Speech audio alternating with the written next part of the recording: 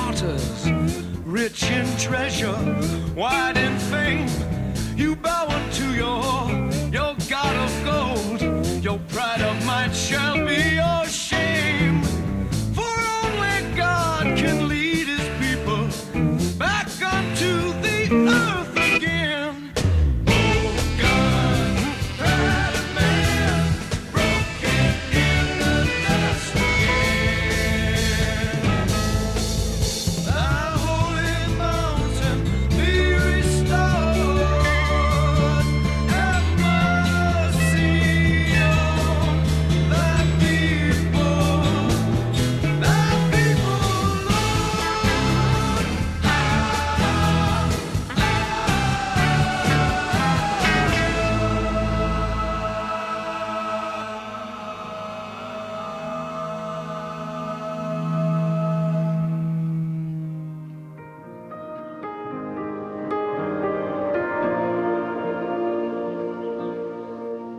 When you stumble and fall, get yourself off the ground. Play your favorite song and sing it out loud. Take a deep breath and in time you'll begin to smile. Listen to the wind, it's the sweetest of sounds. Smiling at the stranger on the underground. Every little thing that you do goes a long, long way. But we don't talk about it. But isn't it good to be down here alive? Something money could never buy. It's worth more than a million roses. Oh, these are strange days in many strange ways. Science fiction, I believe, has become reality. Oh, these are strange times, lost in our minds. We don't know, it's unclear where we'll be this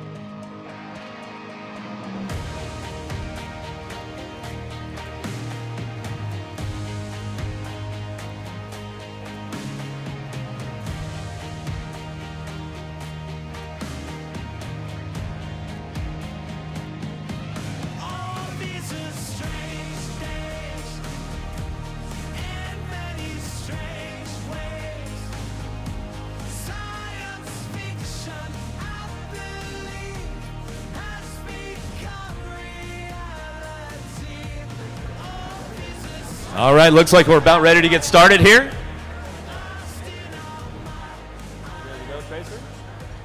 All right, so I'll introduce you. Class of 2014, Tracer Finn, the Las Vegas legend who put CW in the BMX spotlight with his mad jumping skills. Tracer Finn.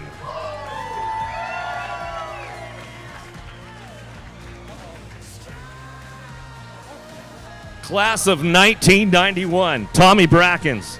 They called him the human dragster for a good reason.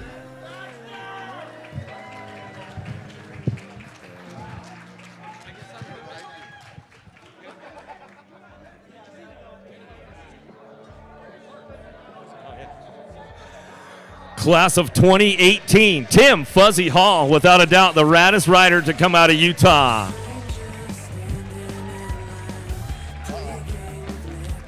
Class of 2002, Travis Chiprez, Robinson and Mongoose factory ace, currently working for Hyper Bicycles.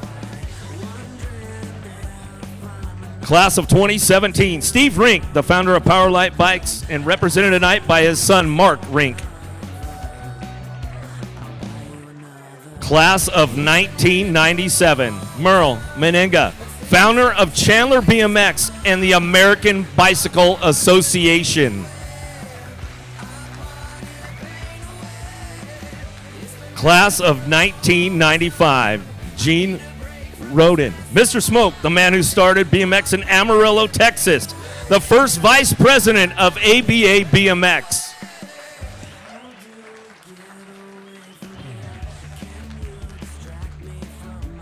Class of 2016, Dennis McCoy, still shredding and ripping like it was 1984, DMC.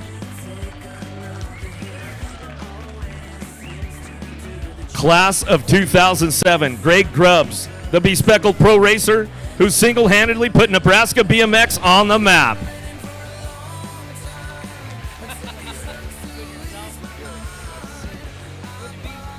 Class of 2009, Eddie Fiola, the king of the skate parks and was an author of his new book, When I Was King.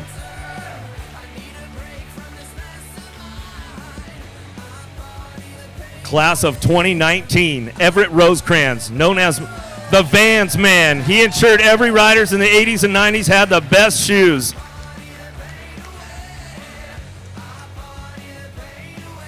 Class of 2011, Donnie Atherton, the franchise player for Schwinn, who made the Sting so famous. Class of 2018, Clarence Perry. Don't panic, folks. If you feel the ground shake from Washington, it's the earthquake. Class of 2007, Dennis Dane, test rider, side hacker, and WSA legend, known by all as the Red Baron. Class of 2010, Gork. He just became a Tulsa resident yesterday and is a full-time curator of ABA's BMX Hall of Fame and Museum. Class of 2010, Woody Itzen. Do a trick, Woody, a leader of the freestyle movement. Class of 1989, Eddie King, the inspirational icon who put San Diego BMX on the map.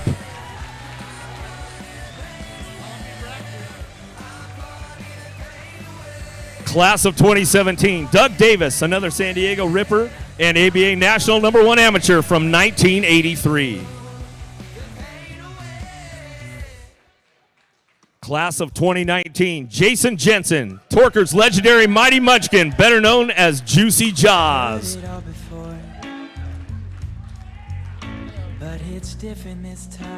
Class of 2022, Kevin Jones, undoubtedly the most innovative and influential flatlander on this planet. Class of 2022, Steve Van Doren, the face of Van Shoes, having pumped their trademark waffle shoes since the 60s. Class of 2022, Randy Stumpfhauser, the school teacher, is a multi-time cruiser champion and the eldest rider to ever become ABA #1 pro at the young age of 32.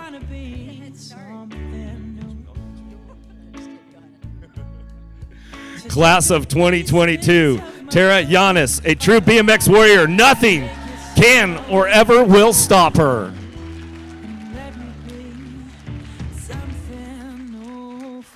Class of 2022, Andy Patterson, this year's early racer inductee, known for his time on GT, JMC, and Skyway.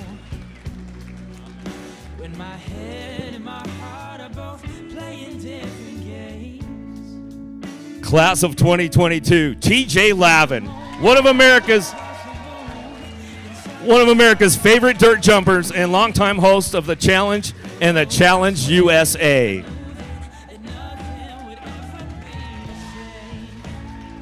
And your class of 2008, Bernie Anderson, from BMX dad to track operator of Lone Star BMX to becoming owner of the ABA and founder of the National BMX Hall of Fame, Bernie Anderson.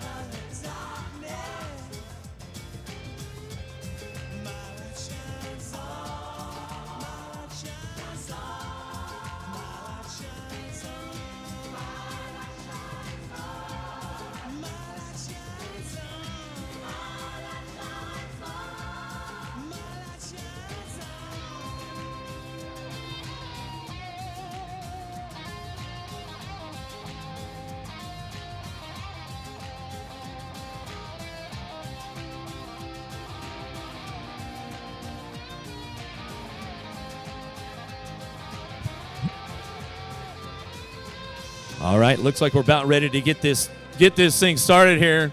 And you know B.A. Anderson, a man of few words, but he's going to get up there and get you guys started up. So welcome to the National BMX Hall of Fame, B.A. Anderson. Thanks, Eric. So it is so good to see everybody.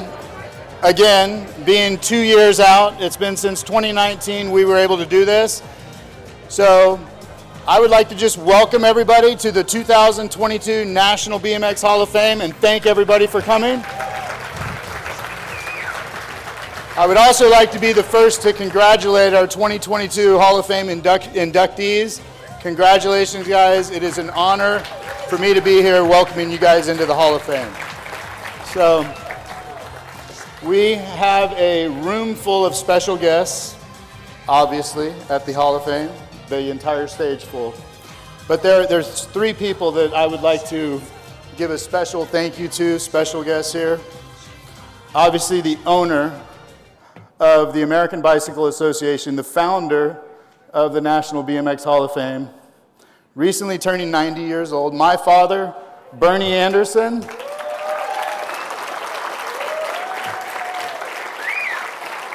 So when one of the first things he did in 1985 was create the Hall of Fame, and it was basically how can we celebrate our, well, the quote's in the program, but how can we celebrate our past without celebrating our future? By the way, that's the wrong quote, but how can we have a future without celebrating our past? I'm sorry, but that was his quote the day that he created the Hall of Fame in 1985. So me being an old school BMXer, I've lived by that since day one. I love celebrating you guys. You guys were all our heroes. So secondly, Mr. Merle Miniga, the founder of ABA back in the day, who we still follow a lot of the rules that he created that helps us run successful events to this day. I mean, literally the rule book has not changed much since he created it back in the day. And Mr. Gene Roden, who, believe it or not, was I felt like a mentor to me a little bit as a promoter because he was right there in Chandler. And when I started working, he had told me some of the words of wisdom from back in the day, of which one of the things that you guys probably never know is we never stop dropping the gate. It doesn't matter who creates the biggest scene at the finish line, we never stop dropping the gate. So that's just an event rule that we live by running races. So you guys enjoyed this evening. Thanks everybody for coming, and enjoy the night. Thanks guys. Thank you. Oh wait. I do have one last thing. So Cash Matthews was not able to make it this evening. So we kind of had a restart before the race ever started. But I'm glad to say our new MC for the evening is Tracer Finn. So thank you, Tracer. Thank you, Tracy. Appreciate it. Hey, gang, talk about getting called up. We all know and love Cash, and knowing that the job that he does for all these events is pretty special to all of us. And I usually get to sit out and enjoy the food like yourself. And then this afternoon about 4:30, got a little call. And all I have to say is no matter what kind of job I do, I couldn't be more honored to be standing here with all you cats, but also I get a microphone in my hand, and most of you know that's a bad thing. So we sort of want to premise this evening with "we are back," and that's meaning more than one thing. And it's welcome to the 2022 National BMX Hall of Fame ceremony, but we're back for so many things have changed since 2019, which was the last time we met in Chula Vista. Just a list of positives. We have new headquarters. How many people got to go see that? The visionaries. Bernie Anderson, thank you. If you get a chance, give him a big hug and a thank you, because these are ideas that came up 30 years ago. So when we were running around doing our own thing, everybody in that USA BMX camp was thinking about the future, and we actually have like drawings on napkins that they did, maybe in a bar, I don't know. But the museum, there's substantial growth in membership, and definitely one of the few sports that thrived during COVID. More members than ever in 2021, and the largest grands this year, well, over 960 motos. So that's pretty impressive. So let's give a hand to all the people that put all that together. There's a flip side to that, and what we've been trying to do is whenever there's a get-together, and a lot of us that are tight, we try and show up every year because you just never know what next year will bring. And I want to say we've lost many of our sports icons, Hall of Famers like Hutch founder Richard Hutchins, Torkers Steve Johnson, Skyway's Chuck Rodman, SC's Mike Devitt, Powerlap founder Mr. Steve Rink, and the most famous side hack maker of them all, Gary Littlejohn. Sadly, we lost racing legends and Hall of Fame nominees like Sal Zuner, Matt Harris, and of course our beloved Mark Wagner. So give them a cheers and a toast. Their lives have been a positive impact on us all, and thank goodness that we all have a place like this Hall of Fame to honor their lives and their memories and forever highlight their contributions to our sport. So that's pretty cool. So anytime you get a chance to come to these, come, take the time. Which brings us to our salute to one and only Hall of Fame inductee, Roger Plaskett. And let's draw your attention to the video monitor about how this interesting situation came down. Go ahead, Jimo.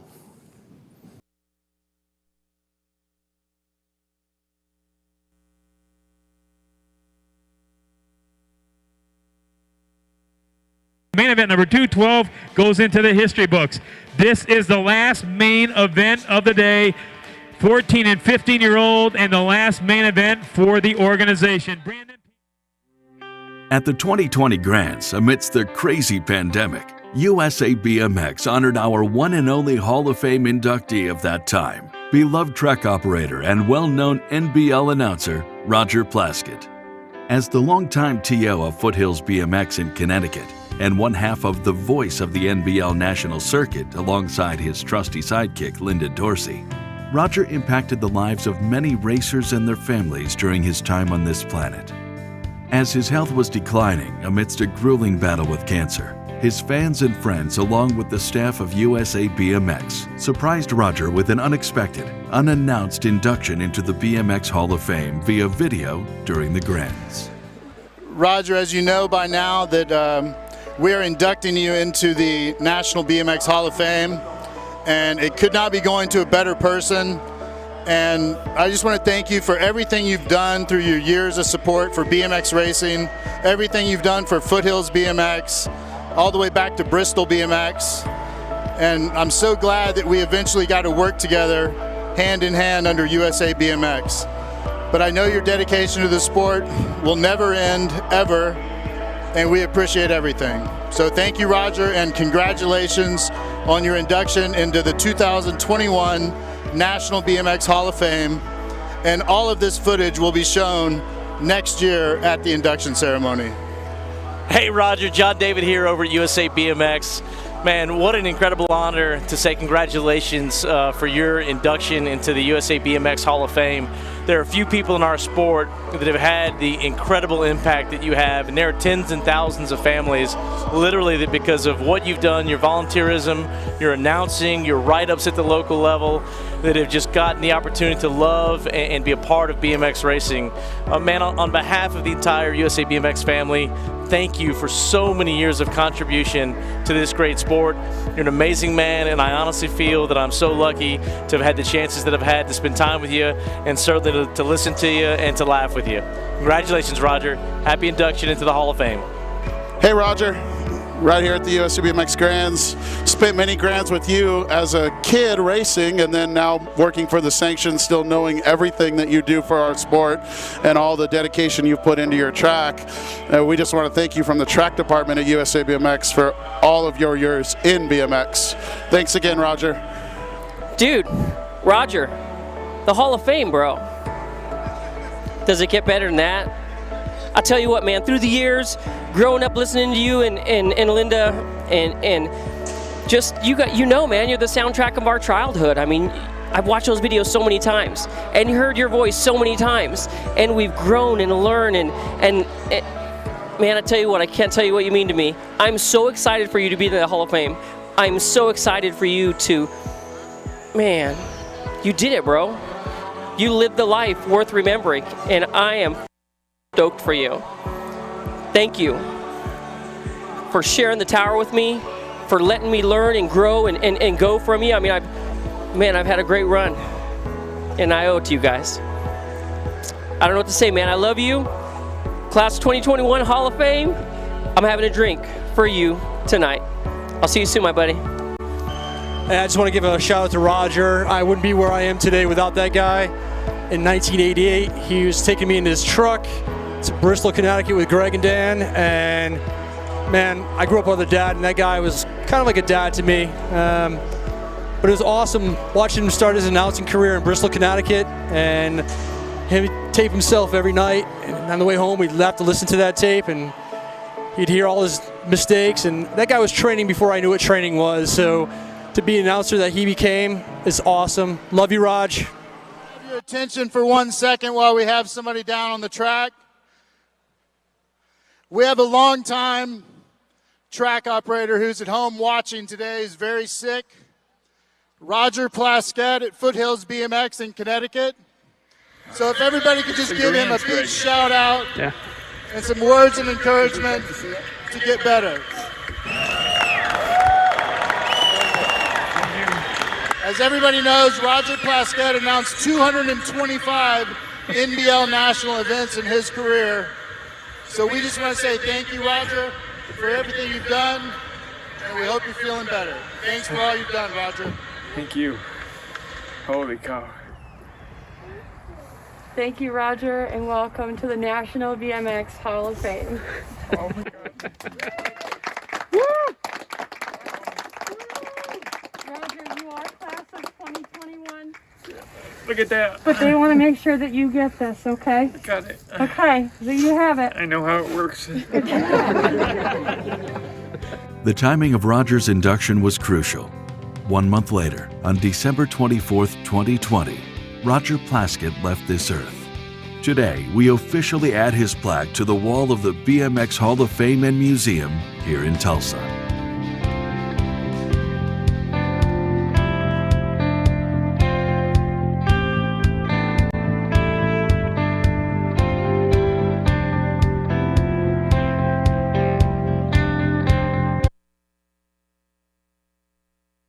If that doesn't show you how important and how much meaning this is to all of you that put effort into BMX, I don't know what I could say. But I do have an ace in the hole.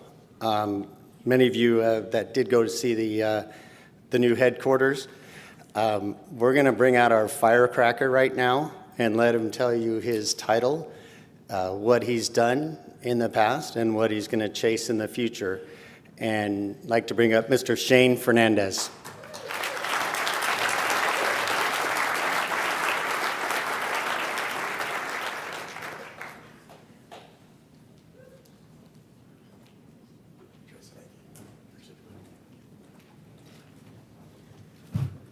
Good evening, everybody. I'm Shane Fernandez. I'm the president and chairman of USA BMX, and I can't tell you how honored I am to be here. You see that video, I see the professionals, the icons in this room, our staff, the Anderson family. I'm beyond humbled and honored to be a part of this, so I appreciate that.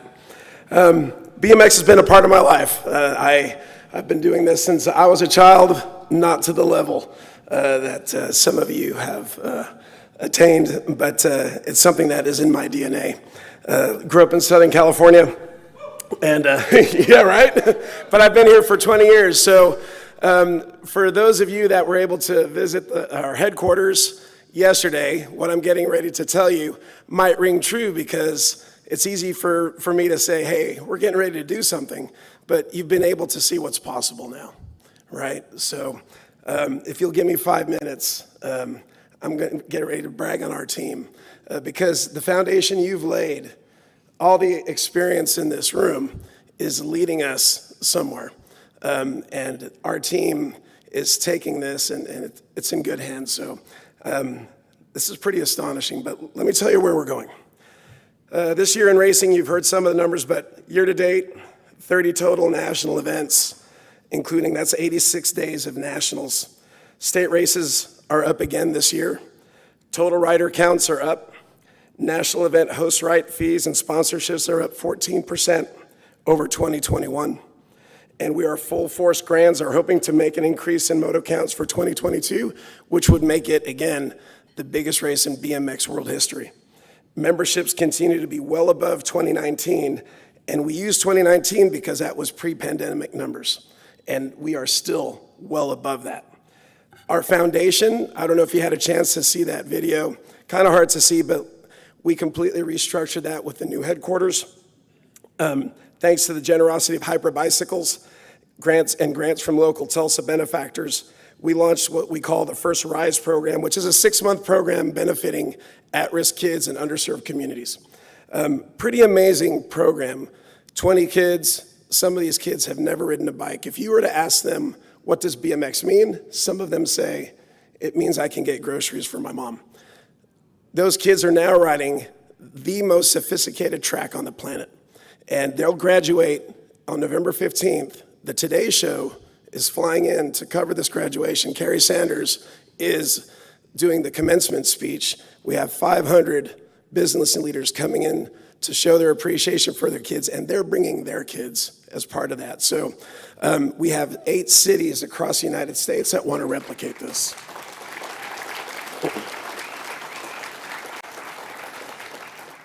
One of the things that our foundation has been doing is our STEM programming, and we modified that and changed it to STEAM programming. So we added arts in that, especially with the addition of our freestyle series, which I'll talk about here in a little bit. We found with art, music, that needed to be a part of it too, because we were missing out on the creativity of BMX, right? But with that, we completely revamped the program. That is a big partnership with Mongoose, so big hats off to them and thank you for that. To date, we've impacted 225,000 kids across the United States with that program, 320 schools. It continues to be one of the only Olympic sports that has a program that involves both STEM programming and fitness.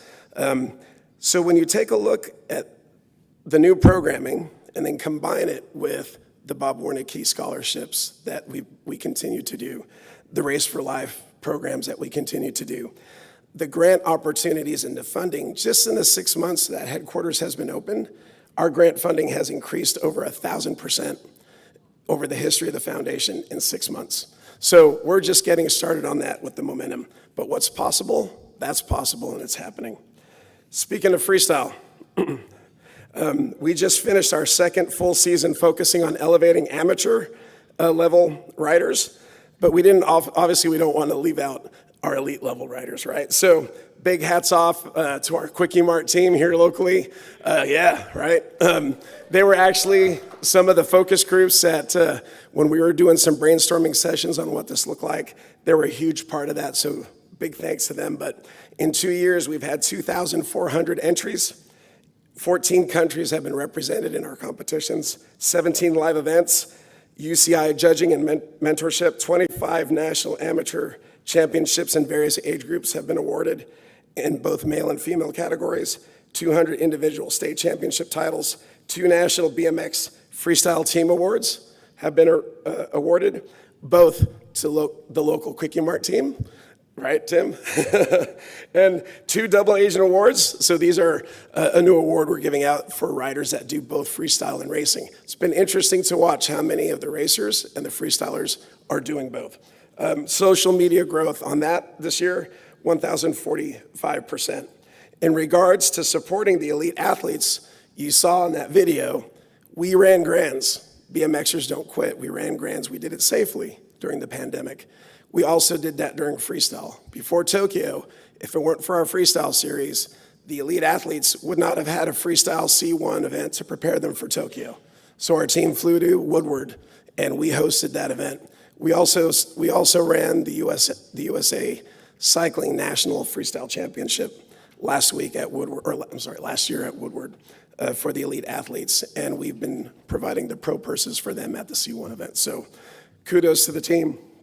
If you were at our event yesterday and today, you'll also notice too, we have the Stasic e-bike completely different series, but imagine 3,500 Harley-Davidson dealerships right now where kids are going in there and they're learning about BMX tracks because they're getting these e-bikes and we're directing them to BMX tracks where they can get on there and access that. We're combining the motocross and the BMX families together. That building you saw, that building we're doing more. We're doing about 5 more. So BMX is now doing architecture, engineering, and development.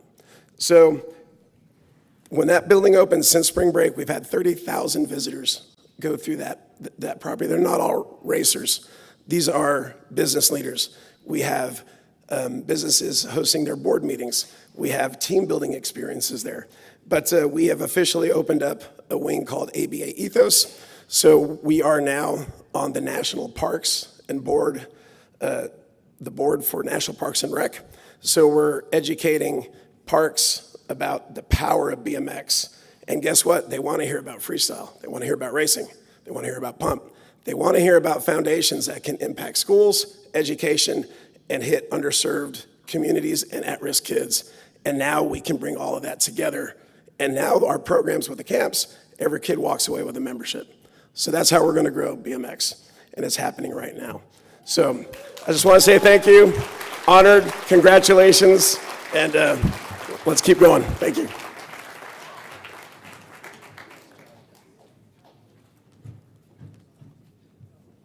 Wow, how much are these worth nowadays? Shane? So, any guesses for, oh, I'm sorry.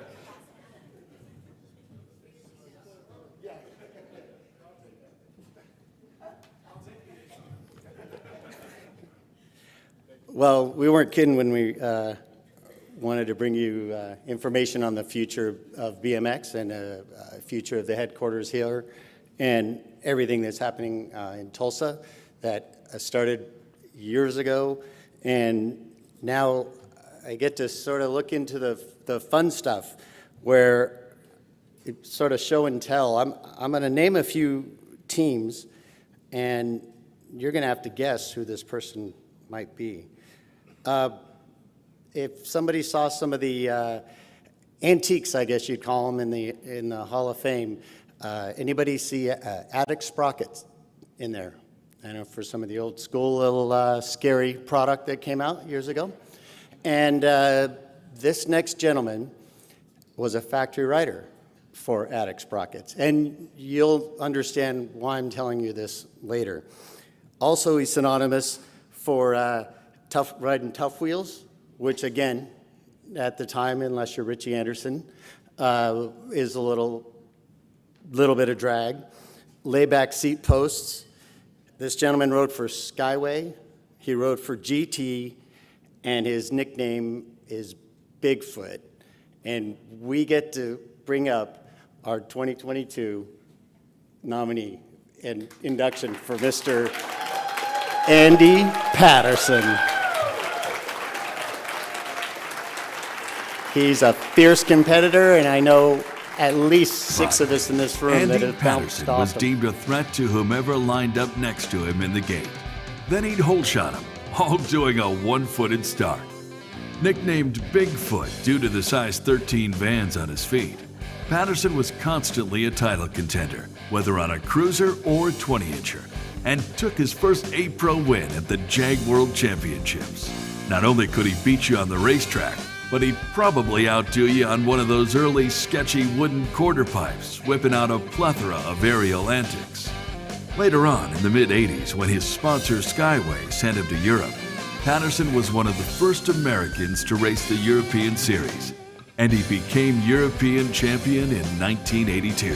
Patterson's style and speed influenced many racers across the globe, and he's even credited for inventing the layback seat post for GT. And some 40 years later, is still awaiting that first royalty check. Please join us in welcoming to the stage your 2022 Early Racer inductee, Andy Patterson.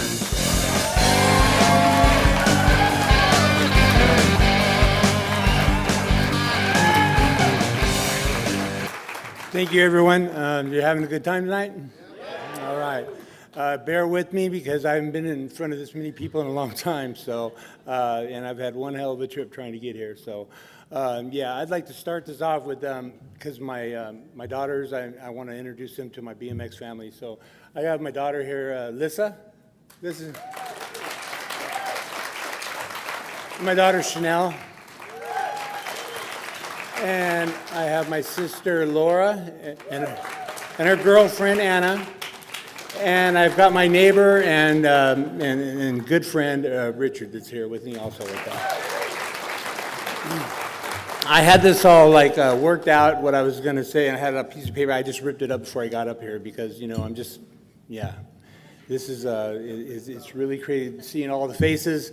I'm just really honored to be able to be here along with these 4 other outstanding athletes inducted into the Hall of Fame. And along with, industrial with Steve Van Doren, which brings me to where I purchased my first pair of Vans tennis shoes in Norwalk. And I would have never thought walking out of there with my first pair of Vans tennis shoes that I'd wind up being sponsored with them, doing a TV commercial, and now being inducted in the Hall of Fame same time.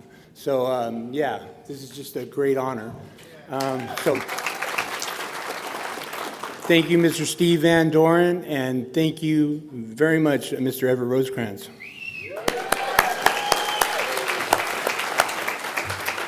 I've got a lot of names to mention, so I just hope that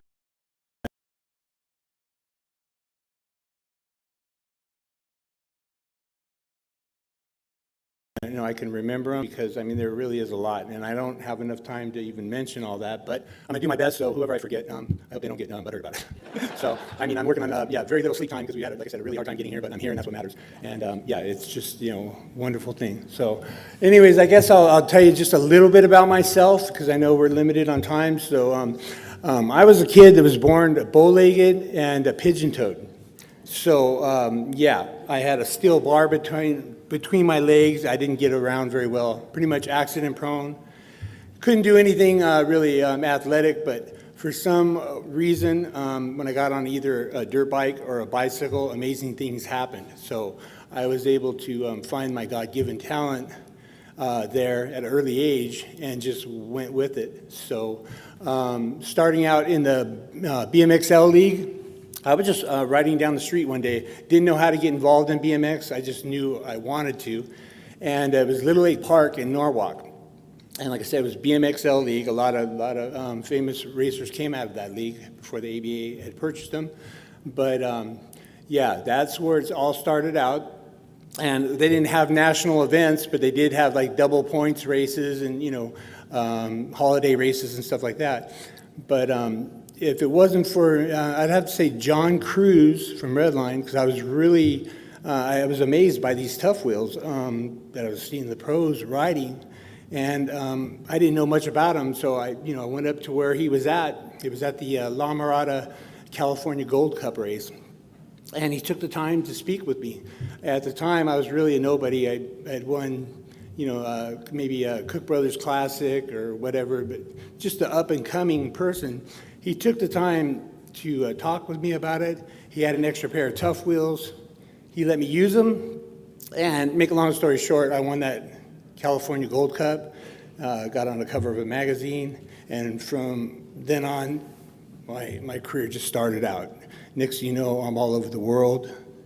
And I'm trying not to get choked up about this, but I'm trying my best. But anyways, thank you very much, everybody, for coming out. And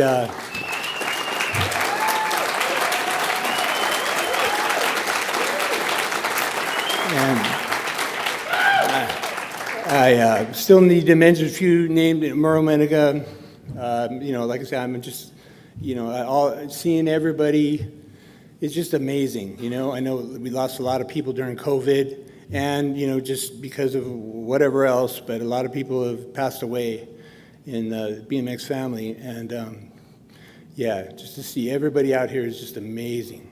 And I'm gonna close now because I'm getting ready to get choked up. So thank you very much.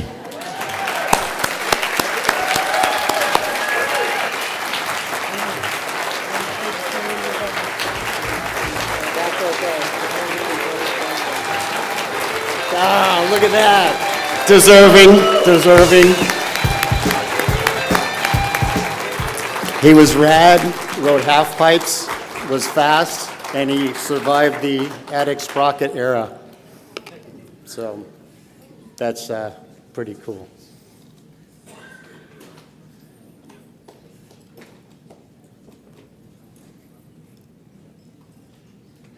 I tell you what, racing against that guy, he's a heavy competitor and a good dude. So I'm really, really proud to see him go in.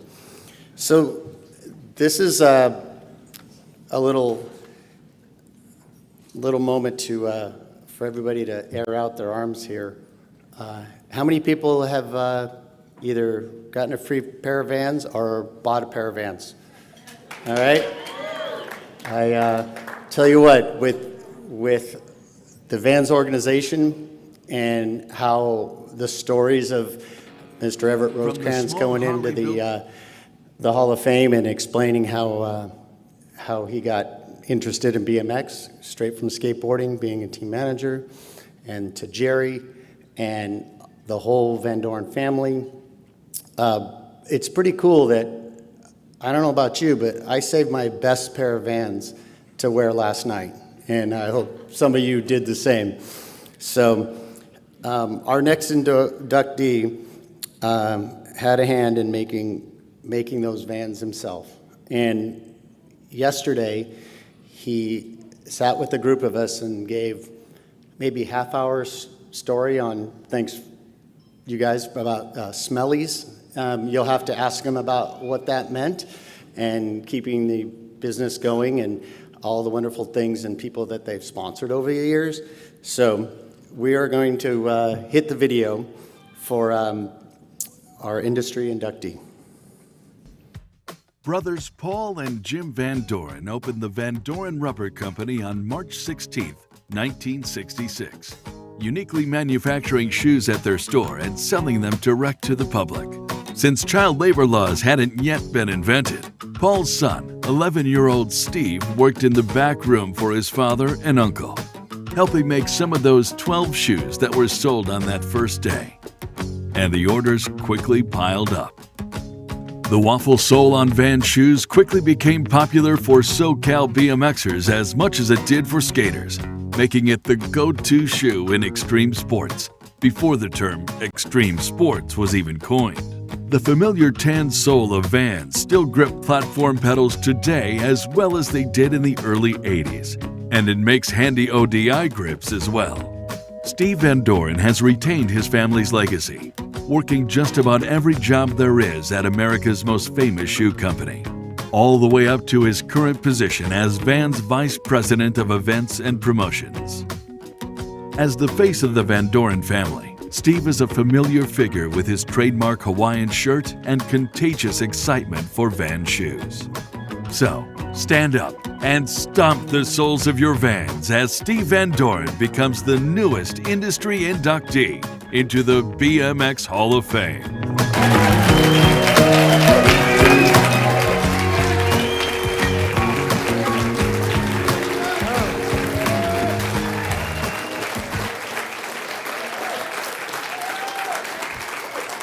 Well, thank you very much. I'm honored to be here. I want to introduce some family members that are here with me tonight. I've got my brother Paul and my sister-in-law Mary right over this way here. I got my sister Janie and her daughter over that way there, Shannon, and her friend Terry and stuff. We're all part of the family here. There's 5 of us that are in our family. So 3 of us are here, 2 are back in California today. But it was a family business, and it was in 1966 my dad started Vans. And so I was 11 and got to see the very first paint on the first building. My brother Paul was very mechanically inclined, so he loved the machinery. Me, I didn't like getting dirty, but we painted the whole building inside with rollers, and then about a week later, my dad found out about a spray gun, and he sprayed the outside with me in one day. It was like an 18,000 square foot building, so thank God for that spray gun. But, the one thing is that with Vans is that my dad always said he wasn't a shoe company, he was a people company. And that's always been something that's stuck with our company since 1966. We really care about people. In the mid-'70s, you folks, BMX skaters and surfers, gave Vans purpose. We weren't football, basketball, baseball. The kids that rode bikes, skateboarded, and surfed adopted us. So for the next 4.5 decades, I'm doing everything I possibly can to always support them. It's just something that my Uncle Jim made a waffle sole, but it was pure crepe rubber, and that sole gripped the pedals. So there was a kind of a void in the late 90s till a few years ago because everyone went to clip-in. So it was hard because we really didn't make that, and it wasn't part of our DNA. But I hear the kids 13 and under going back to non-clip-on, so Steve Van Doren's very excited.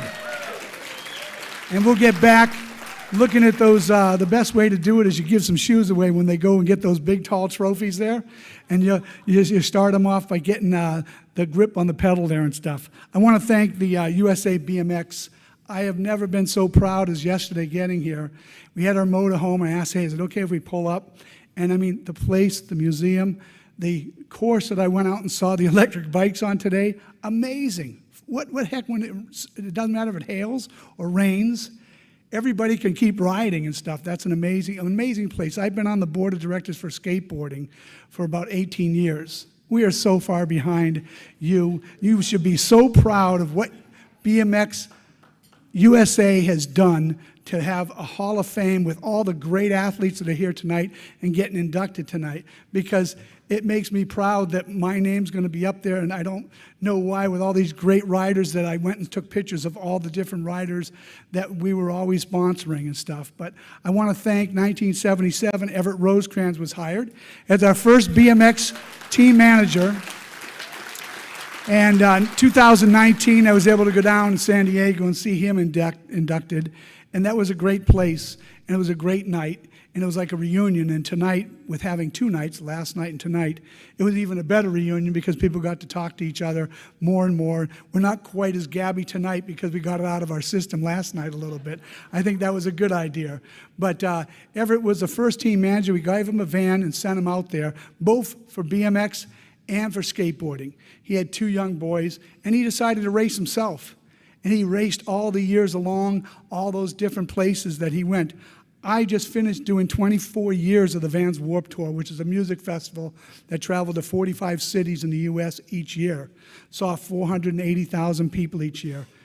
And now I understand mothers and fathers with those kids traveling to all the BMX races, what you went through. I got to go on a bus and travel there and have a bus driver drive me at night. The first year I did the Vans Warped Tour, I took my own van and drove all the states myself. And my daughter went with me, and my best friend, and we went to every stop in the van because I didn't want to trust a bus driver. So the next year, went and had a bus driver drive. My friend slugged me in the arm. We're watching ESPN, and it's air-conditioned, and I'm not driving until 2 in the morning and stuff. But moms and dads that drive all the kids to all these events, and I have a grandson that turned 9 years old last week, loves playing soccer, loves doing karate and stuff. Let them do what they want to do, but I praise all of you that you get the kids involved, and some of them now 2, 3, 4 years old on those electric bikes that I saw today. I just smiled and see the coordination that they're getting and the love for BMX and stuff. I also wanted to acknowledge Jerry Batters, who after Everett Rosecrans started off BMX for a decade and a half. Jerry took it on. And the nice thing about BMX, I'm so proud to, you guys were in the Olympics way earlier than skateboarding and in racing, and now going to be more things, but, the time and effort, but it's vert, it's dirt, it's freestyle. I call freestyle as, Eddie, you, Martin, Woody, that's freestyle to me. So you call freestyle, different things today. To me it's street, or it's park, or it's dirt. That's what my idea of that is. Freestyle is those guys that are performing in front of thousands of people, doing great job for the brands, and that's what they did in the early days for us. We got exposure. They call exposure brand heat. Okay, so brand heat is people being able to see your product, and that's planting seeds to me. You go out there, and they do a great show, and those performers there, we had Gail Webb for years and years that took all of these different freestyle riders and have them exposure in front of great crowds. And that's where all people in BMX as well as skateboarding got their first taste of performing in front of a crowd. And that's where the racers get performing in front of a crowd with all their competition. But from there, Andrew Mapstone from Australia is our team manager today, and brought him. I made sure team managers from Van's history are all here tonight. I also wanted to thank the girls. The girls were always in BMX and stuff, but in the last 5 years, you know, we have committed ourselves paying equal purses to girls and boys. And we love, we're going to have an event. Doesn't matter if it's going to be racing, it's going to be a vert, or it's going to be a park. We're paying equal pay. And you should see the talent coming up from girls. You all of a sudden show them a paycheck and they can earn some money from this thing. Oh my gosh. So the future is bright for that, and the future for Olympics and stuff too, same way. But I'm just, you know, wanted to thank everybody. I'm honored to be here. My father passed away about a year and a half ago, almost at 91, and he was amazed at how Vans has come in 56 years.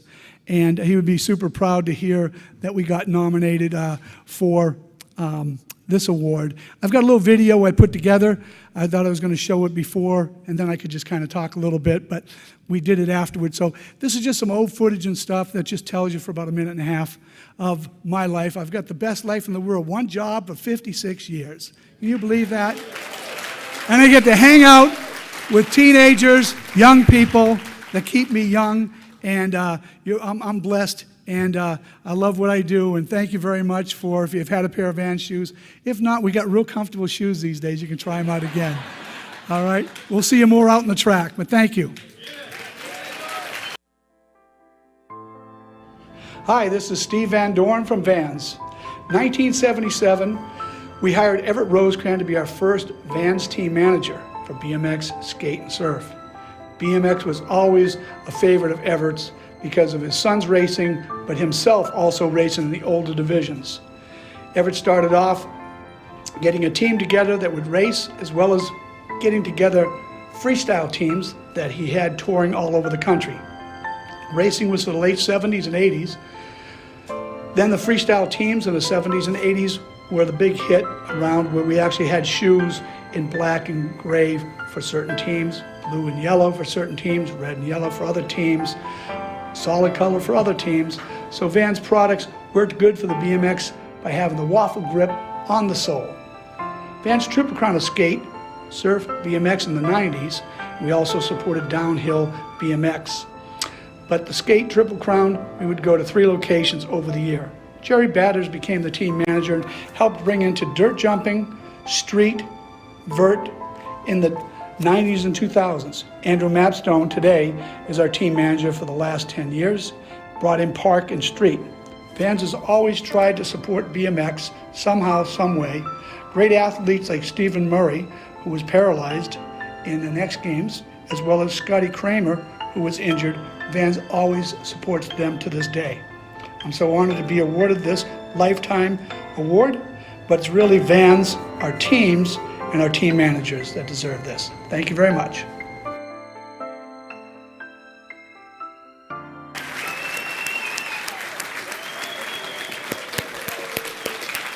Yeah, that's pretty cool.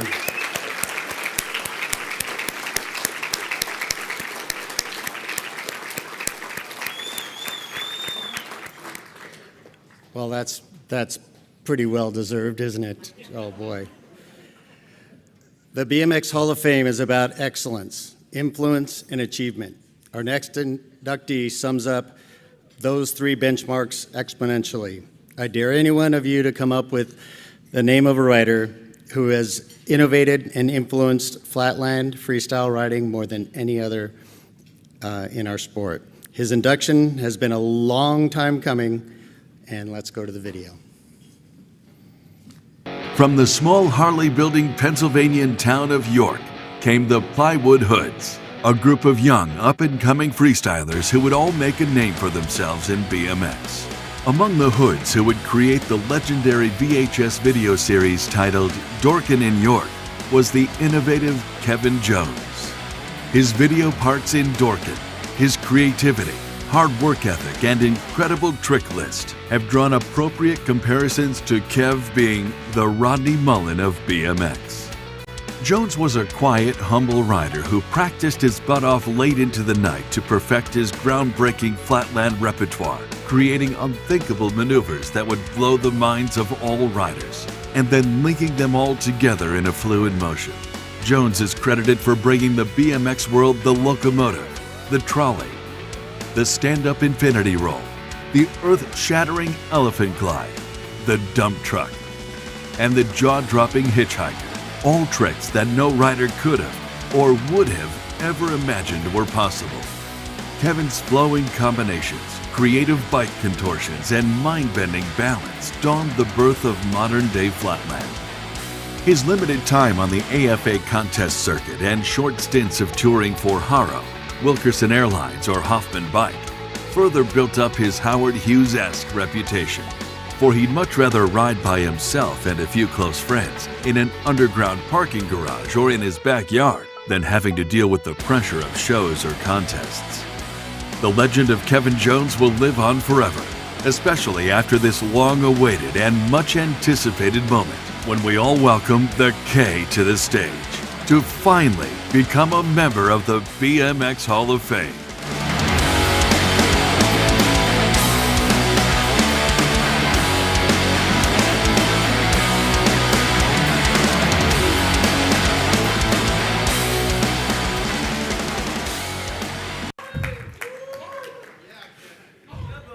Is this working? All right. Thanks so much. I'm so excited to be here. I can't believe that video was awesome. I didn't prepare anything, so I'm going to just try to wing it. I want to first thank USA BMX for getting me here, Shannon and Jennifer for all the help they did for me. My family is here. I'd like to acknowledge them. I got my wife, Nicole, over here, followed by my 13-year-old son, Reese, 7-year-old son, Robin, my mom and dad, Mike and Brenda Jones, and my cousin Cheryl, as well as my wife's parents, Susan and Frank, right here. Thank you so much for coming and supporting me. Yeah, I didn't prepare anything, so this is going to be tough, but yeah, having everybody like look up to me like that is not something that I would expect. When I started riding, my huge influences were all of these guys, like everybody that's up here. And Eddie Fiola is probably my first idol, and he's here. Dennis McCoy and Woody Itzen. Woody! Aside from that, the Plywood Hoods are here. Mark Eaton, Brett Downs, Chris Young, and then extended hoods, Gary Pollock, Raybo, etc. So I'm so happy for you guys. Thanks so much for coming out to support me as well. Maybe I'll just try to get into a little bit of how I got into riding. Basically, like, I found some bicycle magazines, saw people like Woody Itzen or Eddie Fiola, and they became my idols for years. I would just look at the magazines, follow, try to like emulate what they were doing and try to find out how they were able to achieve what they did. Seeing Woody Itzen for the first time was mind-blowing, just because how good he was and how cool he was and just how he could do tricks. And it seemed at that time, not everybody was quite that, dialed. And when I saw, somebody like Woody be able to do like, over 100 tricks like he claimed, that was true, and he was awesome. And that's what I wanted, And it took thousands and thousands of hours, just as it did for like Woody, to get there. And eventually I feel like I did, and to get credit for it is amazing. So thanks so much for that. And let me see what else. Sorry. I don't know. I'm so proud to be here. I mean, I've been riding for maybe almost 50 years, And coming to an event like this and seeing how cool everybody is, I mean, I could be riding for another 20 years, hopefully. And that's my plan.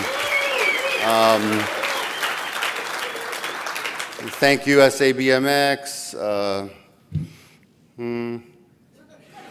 Yeah, I should have wrote something down. I should have tried a little harder here, but yeah, this is amazing. Like, BMX is, in my mind, the coolest thing ever.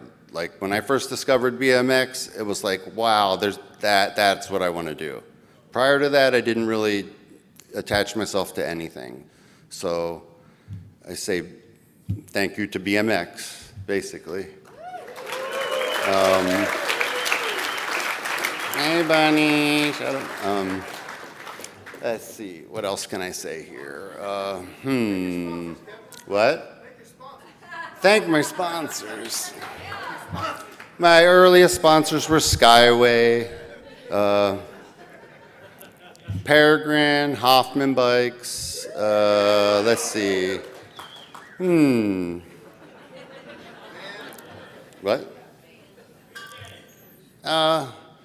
Yeah, to thank to all of my sponsors. Basically, thanks to all the people that like just walk up to me and thank me for whatever.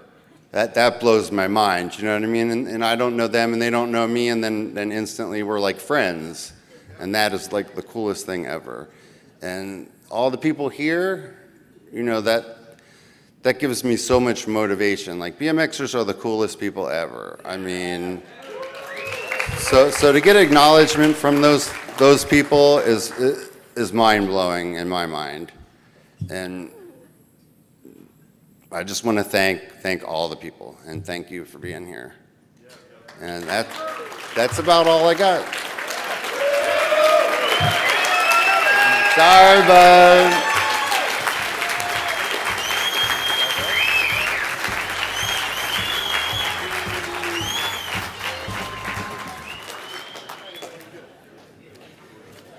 I think if you look up cool in the dictionary, it's a picture of that cat. Bernie, congratulations. Bernie Anderson, are you digging at all the things that you got kicked off over the years? Let's give that man another thank you. That's a lot of happiness around here riding these bicycles. I'd like to take a moment and talk about the importance of the process, the BMX Hall of Fame.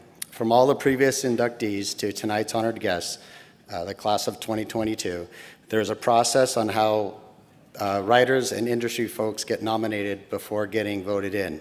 I'd like to encourage everyone who is here with us tonight or watching live stream tonight on YouTube. Oh, that's great. Thanks a lot. Sorry, son. To take the time and nominate somebody for the next year's Hall of Fame. There are plenty of keyboard warriors out there, and you know this, I'm reading this verbatim because you know what it's like, who complain about a particular person that isn't in the Hall of Fame yet. Well, you should take a few minutes and nominate that person instead. Take action. Inside your Hall of Fame programs on your desk on page 6 is a link to the location where you can nominate someone. As of right now, right this instant, the nomination period for the class of 2023 is officially open.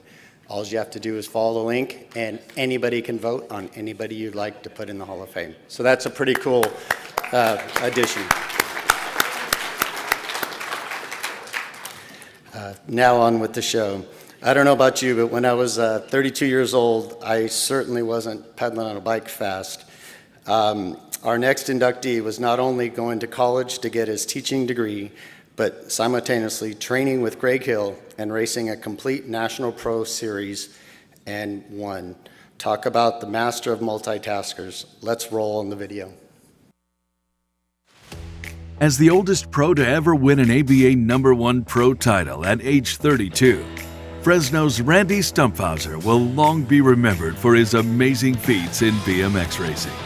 As an amateur, he won an ABA National #1 cruiser title. As a rookie pro, he won the Golden Crank for Rookie of the Year. As a factory pro for Huffy, Powerlight, and GT, Stumpy was always in the main and usually up for the day's win. Whether it be ABA, NBL, or a UCI event, you'd never count out Stumpy for the win. With a backyard training track, he hosted his annual Pro Showdown each year, with a unique one-on-one racing format that predates the modern-day pump track races. A two-time NBL #1 pro, Randy continued to race while attending college, so you could assume he's also good at juggling. Toward the end of his pro career, about to graduate from college with a teaching degree, Stumpy took his GHP ride to become ABA #1 pro in 2009, at age 32. Upon retiring from BMX, Randy began work as a school teacher and continues to school kids to this very day. Let's give a roaring ovation and salute this year's race inductee, Randy Stumpfhauser.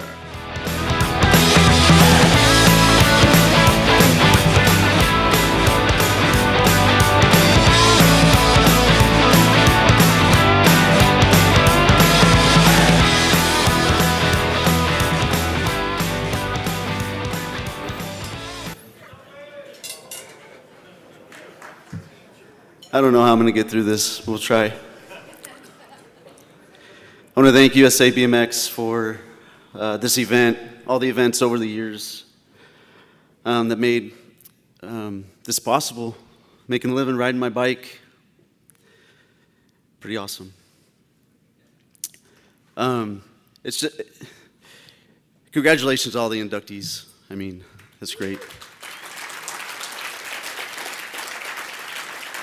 And it's kind of special to be with TJ and Tara. We're about the same age, so I was watching their careers unfold about the same time as mine, so that's really special. Roger Plaskett, I still has his voice, many races that he announced, you know, and Kevin Jones and Andy Patterson were in the magazines before I even started racing. I was looking at them in the magazines, you know, and then to roll up last night to the Hall of Fame Museum, the first person I pretty much shake hands with is Steve. You know, and I get my van swag. I'm all excited like a little kid. It's just great. 2 words that came to mind is just grateful and blessed. My mom and dad are here, and my whole family.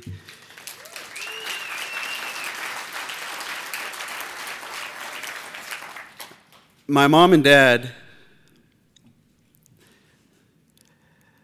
I can't even put into words what you guys did for me.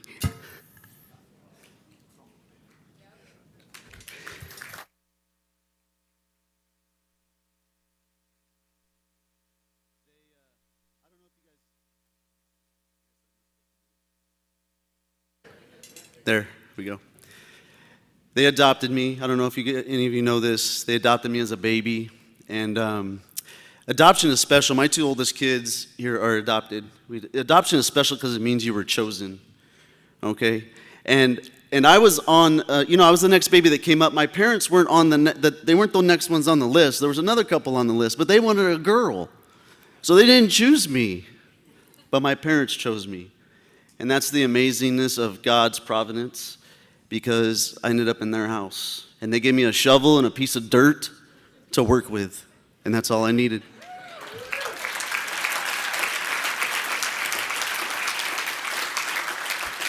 Mom and Dad, thank you. Thank you. And my wife, Carrie. We met in high school English class.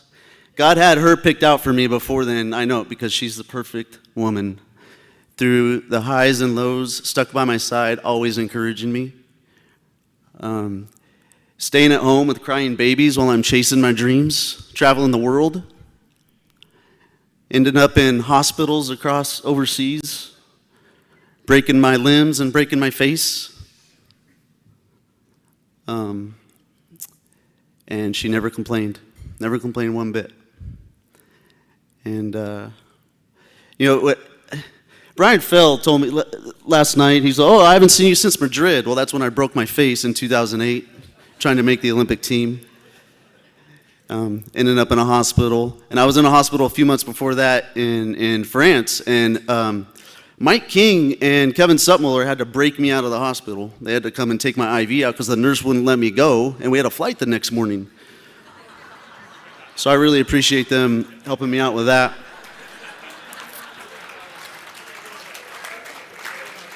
But after I broke my face, I'm trying to make the Olympic team, but there was some thinking to do. So the interesting thing is, I got home from that race, and a week later, we didn't even know this was going to happen. We adopt our daughter Julia a week later.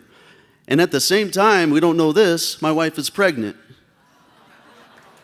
Okay, so I'm deciding whether to put my Olympic dream on the shelf, which I did decide to do. And I go from chasing an Olympic dream to shopping for minivans. We still have the same minivan. It's 14 and a half years old.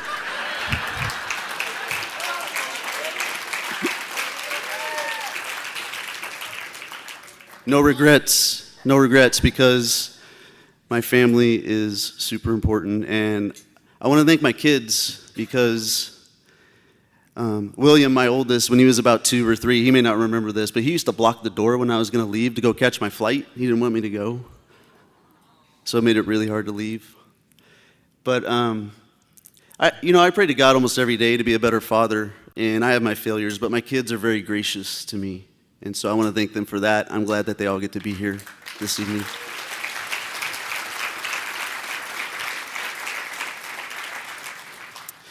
BMX taught me a lot. Hard work, dedication, perseverance, excellence. And I've learned over the years that those things that I took from that, I can take wherever I go, whether it's in my marriage, my spiritual life, my parenting, teaching. I'm a principal now. I've told some of you this. It's my first year being a principal.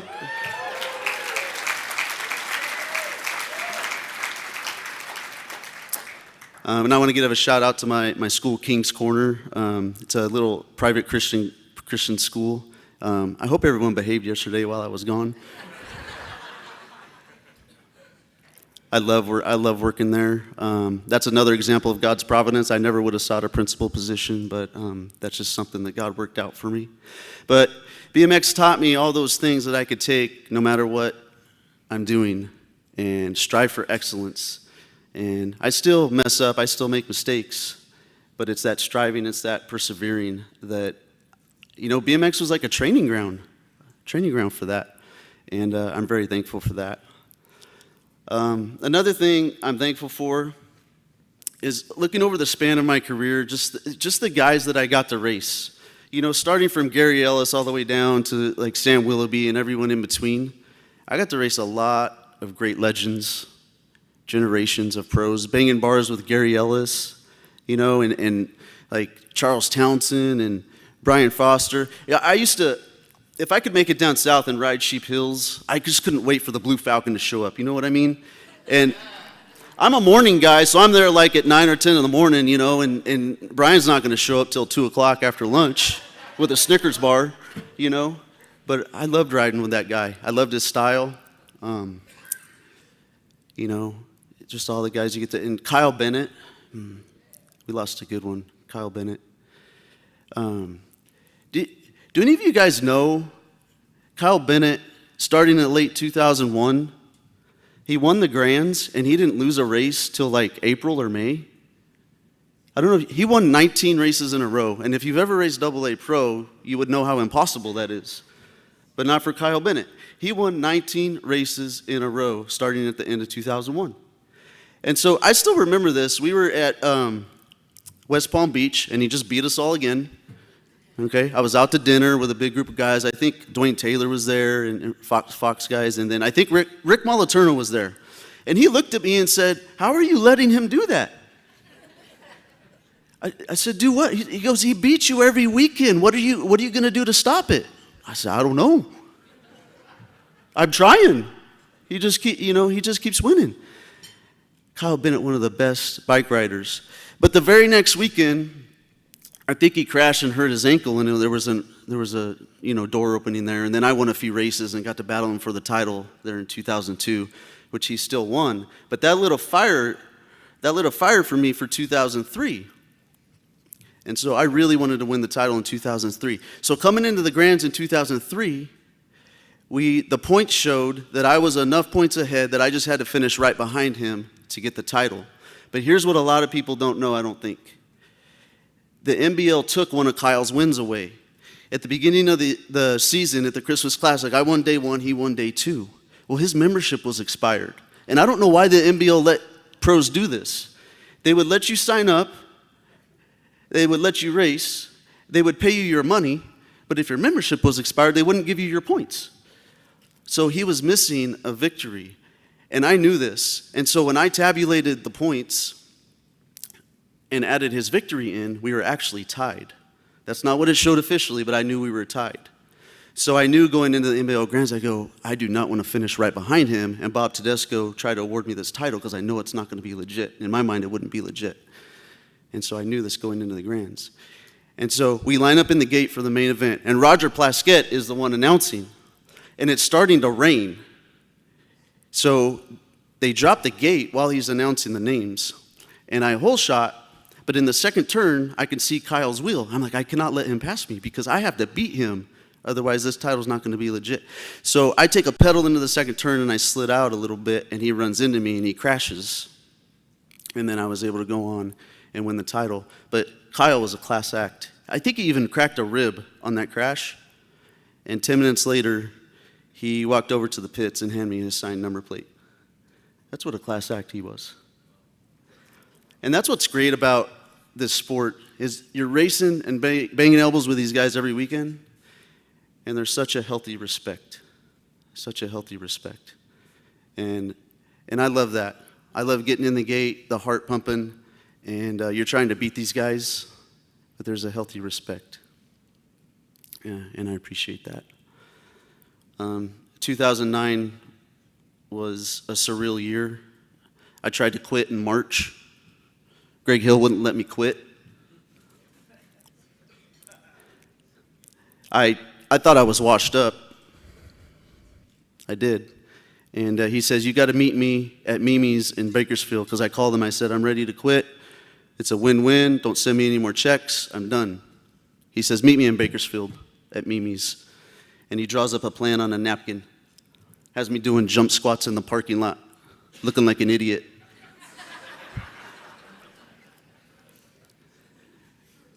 And then my season turned around. I don't know how, but that was one of the most fun seasons that I ever had. And going into the Grands, racing against, and then battling again, because Kyle Bennett was up for it again, and then Maris Stromberg's. And ABA, when we lined up behind the gate for that first main, I wanted a redraw on the gate picks. You guys all stuck me in between Kyle and Maris. I don't know what that was all about. And 9 times out of 10, it probably would have gone to Maris, but that was the one time. And thanks, ABA, for putting the finish line where you did, because if you would have put it 5 feet further, Maris would have blew by me at the finish line. He was coming like a freight train. So good memories, good people to compete against. Lots of people to thank that made a huge impact. I don't have any regrets on the results. I did have some races that got away from me, but I don't have any regrets on the results.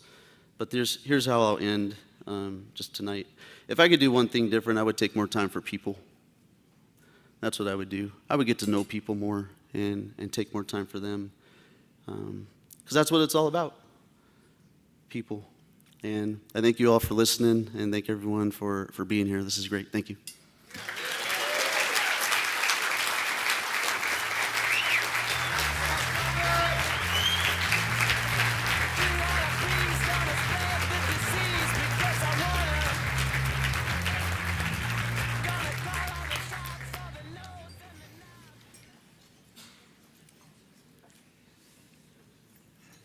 How about that for a class act?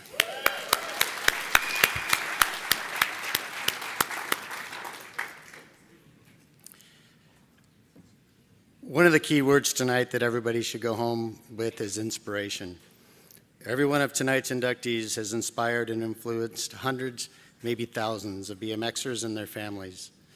While at the peak of their performance, our next inductee is the epitome of cycling excellence and inspiration. In fact, if you look up inspiring in the dictionary, you might just see a picture of Tara Llanes. Tara Llanes is a warrior. Always has been. Always will be. In her earliest days of BMX racing, she showed talent way ahead of her peers. Competing in ABA honed her two-wheeled skills and brought Llanes much success, racing for factory teams from Aussie Gear to the championship-winning Haro Krupi squad. And it's those same skills learned on a 20-inch and cruiser that helped her move on to a highly successful mountain bike career, riding for top teams such as Specialized and Giant. Like many before her, the crossover from BMX success led to mountain biking domination. Then, in September 2007, at the Jeep King of the Mountain race in Beaver Creek, Colorado, Tara suffered a spinal cord injury, crashing in her semifinal and breaking her 7th cervical vertebrae. But that injury hasn't stopped her, and if anything, it has fueled her drive and passion even more. Tara has continued to shred mountain terrain in her four-wheeled sport-on off-road hand cycle. As if she hadn't already accomplished enough, she has also played wheelchair tennis and wheelchair basketball for Team Canada in the Paralympics. She just might be the most inspirational BMX Hall of Famer ever inducted. Please give a warm welcome to your 2022 woman inductee, the amazing Tara Llanes.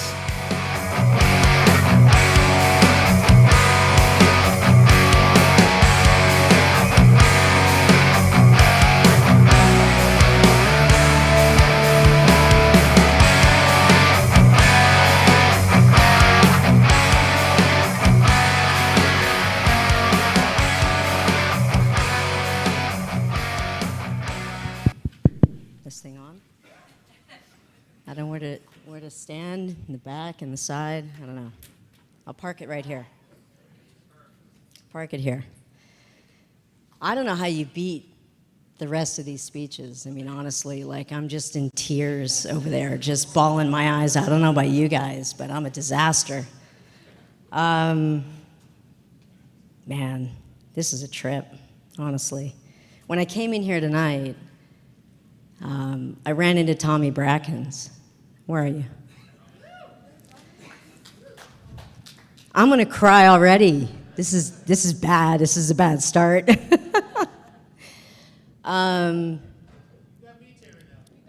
Well, yeah. I mean, like I rolled in and I don't know, man. It's just the way you looked at me and you just said, you know, you belong here. You're gonna be here forever. It's crazy. This whole thing's bananas.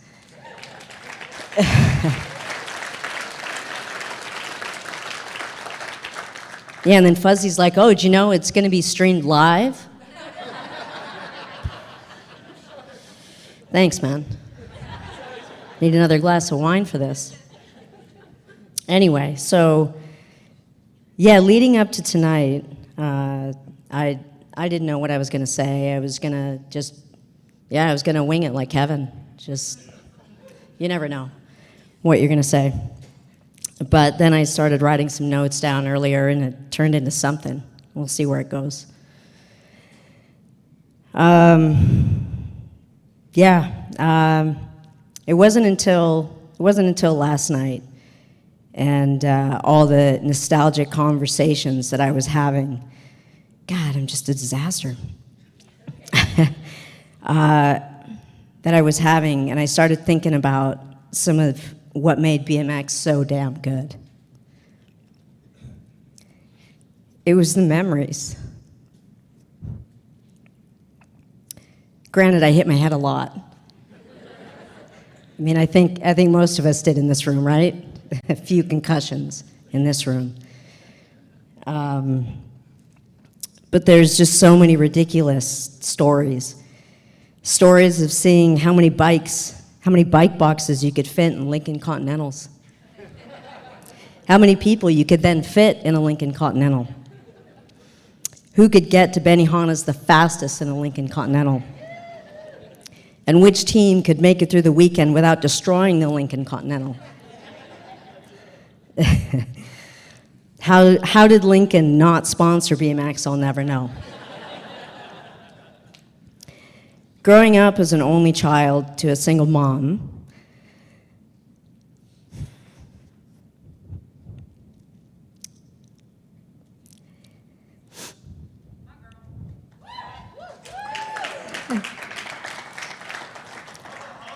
I'm working on it. Brian Fell, I already heard a story about you tonight. Randy, yeah, mine was about you in jail. Pipe down. Just kidding. Growing up as an only child to a single mom, I always felt like I had such a massive family. That's what BMX is. It's a family. I haven't seen most of you in this room for nearly 30 years. Fuck, that makes me old, right? But we can sit, shoot the shit about racing bikes, traveling the world as kids, and doing what we loved with the people that we loved. I'd be in school dreaming about all the fun that I'd have in my other life. On the weekends at races. And one of the things that I always think about when I think about that time in my life was that I felt safe. It was a different time back then, but I always felt like I had 30 older brothers all around me that would never let anything happen to me. I think that's probably why my mom felt okay letting me go with a bunch of derelict boys at the time. But they always looked out for me. I felt so lucky to have that. BMX was one of the best things to have happened to me. It set me up in life to know how to train, take something seriously, and put everything you have into something. It paved the way for me to start racing mountain bikes. Sorry for all the sniffling. It paved the way for me to start racing mountain bikes and become a 5-time national champion and X Games gold medalist.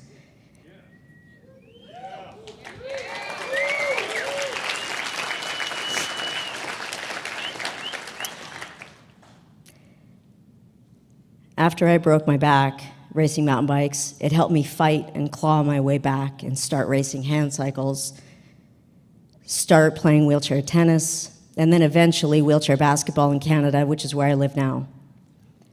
There's so many great things BMX has taught me, and I'm grateful for all of them.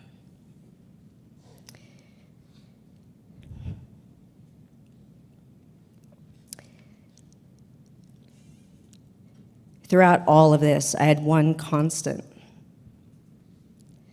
my mom.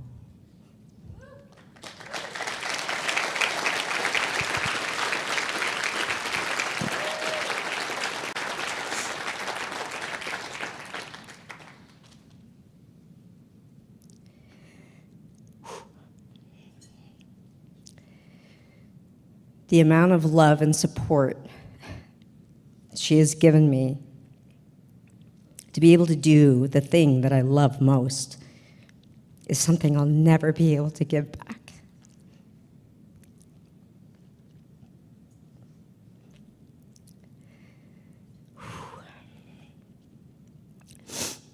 Should have brought tissue. Anybody have one? Thanks.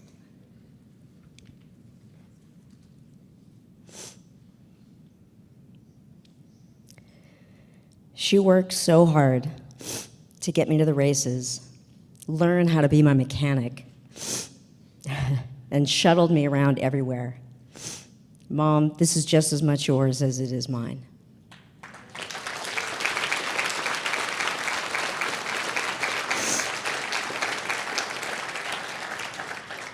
Thank you for everything, and I love you.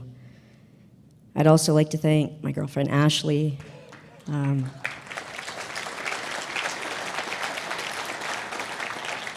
For letting me bring her to Oklahoma and get some van swag. There's so many stories, like, you know, I kind of wanted to just come up here. I didn't want to write anything down. I wanted to just be able to talk, and I wanted to be able to talk about all the ridiculous things that we used to get up to at the races, because, man, there were some stupid things we did. But I think probably the most important thing, and the thing that feels the realest to me is just to be able to, kind of like I said before, to feel safe, to be able to go to the races and have all these older brothers around you, you know. And something that you said, Randy, you know, kind of hit me where you said, you know, to get to know people, to get to know all these, you know, people that we spent so much time with everyone. Nearly every weekend of our lives we would spend at these races. I mean, not to say that I didn't know everyone, but of course, hindsight's 20/20. You know, I wish I would have spent more time really getting to know people. You know, but you're 13, 14, 15 years old, you don't know any better. But, you know, I'm so fortunate to have had the career that I had, to race for the teams that I was able to race for, to be the first girl ever signed for the Team Haro factory team. And I remember rolling into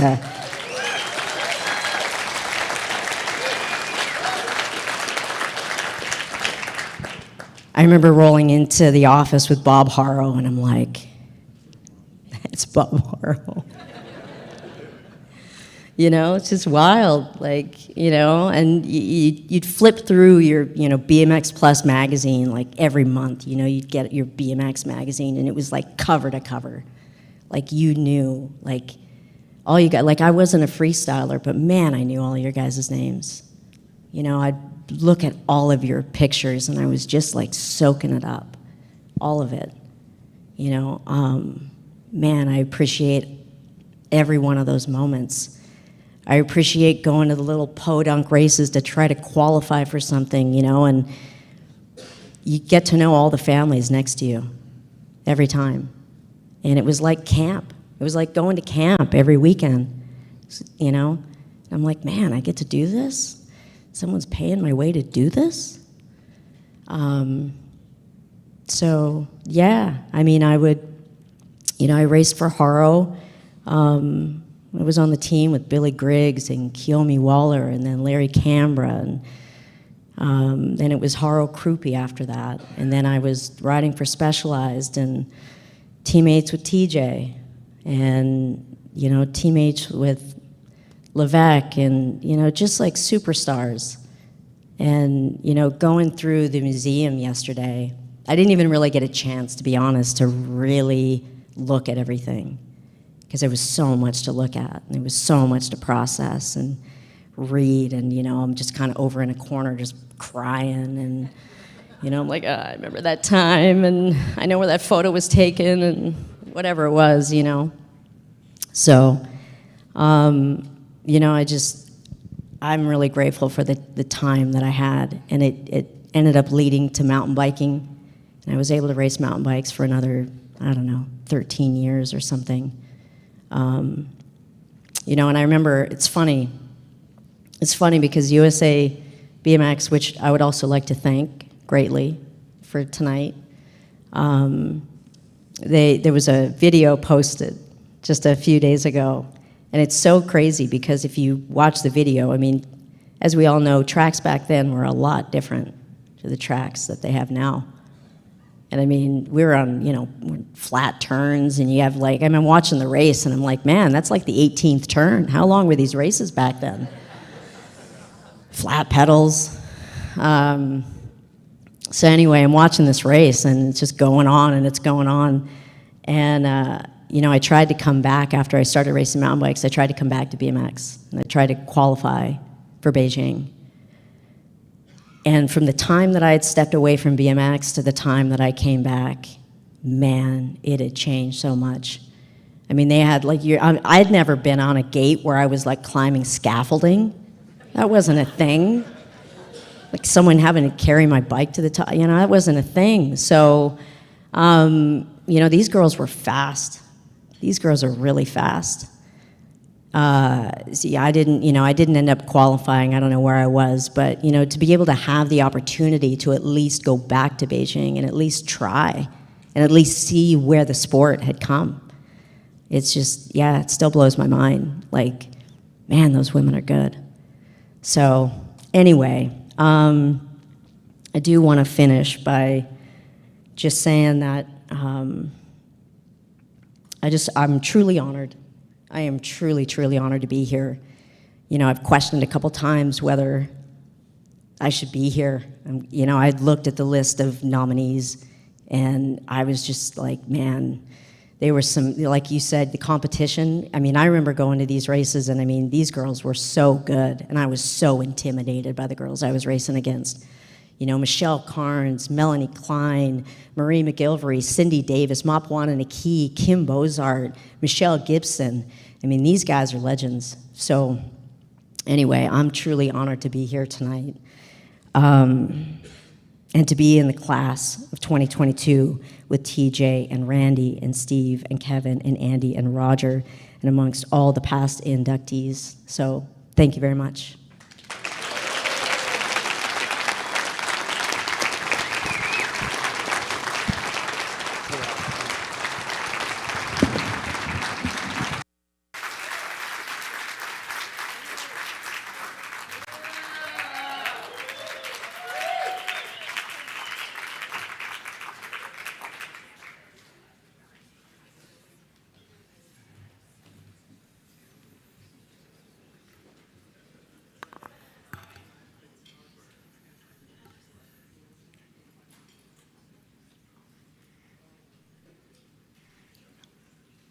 Well, if there's anybody that can make you feel like a candy ass, it's this woman right here.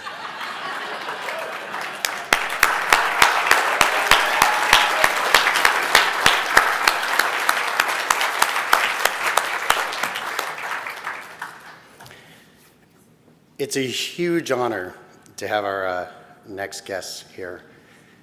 I don't know the final tally, but it was about 32 hours on flights just to get here. And he's the kind of person that belongs here. And he was out doing his other projects, but I just really want to say a few things about a guy that's just cool, rad, kind, and unselfish, and that has nothing to do with his BMX and all the cool tricks and all the style that he's brought to this game and everything he's brought to the community. And if you followed this guy around for a week, we would all be better people. So let's run this next video.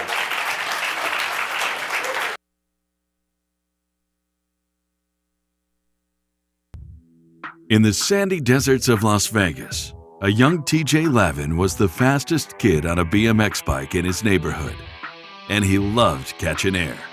So when he spotted some rough dirt jumps in a fenced-in backyard, TJ couldn't resist hopping over the fence with his bike and began shredding the stranger's backyard.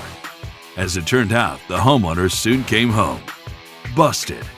But rather than scold TJ for trespassing, he invited the neighbor kid back and handed him a shovel to build more jumps. Turns out that the homeowner was a super cool TV and appliance store owner named Nick Herda.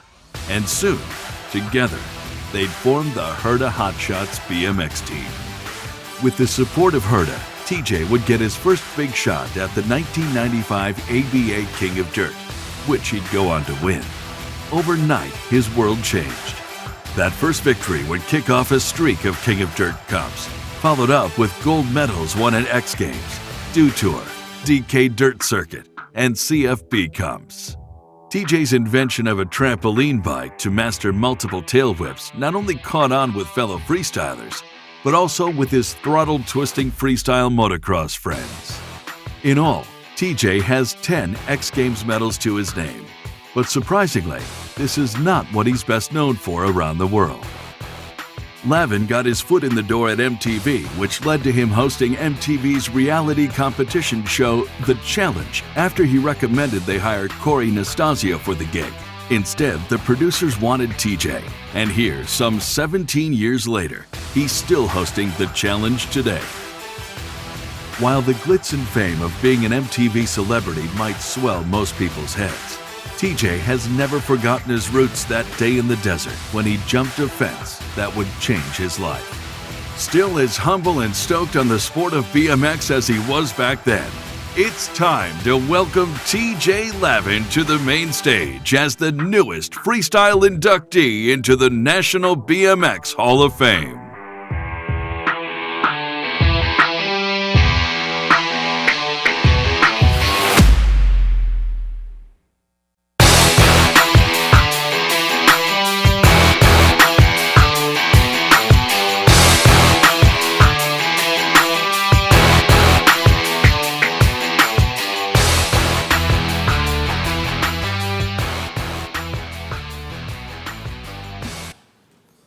Yeah. Sick. I'm very excited to be here. Very happy. Very cool. And I'm not crying. You're crying. No. So, thank you, USA BMX. I really appreciate this. That was pretty awesome. And I'm honored to be here for sure. The friendships of BMX are interesting because we're all competitors. Everybody here is competitive, and if you say you're not, you're full of shit. Because you are. But what's so cool about it is that I would give any one of you my bike to ride in the run against me. So you're trying to take money off of my plate, yet I'm still trying to help you win. It's just the most confusing thing in the whole world. And I think that all BMX guys and girls are the same way. They're all badass, and they're all like selfless people that are down to help you in a second with whatever it is that you need. And that's something that's always been attractive to me and something that I've always loved. And we will forever be a brotherhood or sisterhood. It doesn't even matter. We're always family, no matter what. And it doesn't matter where we're at in the world, like all of us, I was just in South Africa, and I have a bunch of brothers over there too, and I didn't even know I did, you know what I mean? So instantly, like, somebody comes up and they're like, yo, you're a BMX dude, and I'm like, yeah, and so are you, and we're family. You know, so it's pretty cool. But every BMXer is related no matter what level you're on. If you're the newcomer, if you're the pro, if you're the baddest dude in the world, you are definitely part of the brotherhood and sisterhood, whatever. When I say brotherhood, I'm including the girls, all right? God damn it. Tara, you're badder than all of us, so whatever. Fuzzy, you're my best friend in the world. I love you so much. You're the baddest dude ever. And it doesn't matter if we see each other every 5 years or every 5 months. It doesn't matter or every 5 hours. We're best friends. You're my brother, and I love you no matter what. Doesn't matter. So that goes without saying. So the title of this speech, now that I just spent about 5 minutes starting this thing, is that without you, there's no me. And without you, there's no me, and that's something that I really mean. That goes for Nick Herta.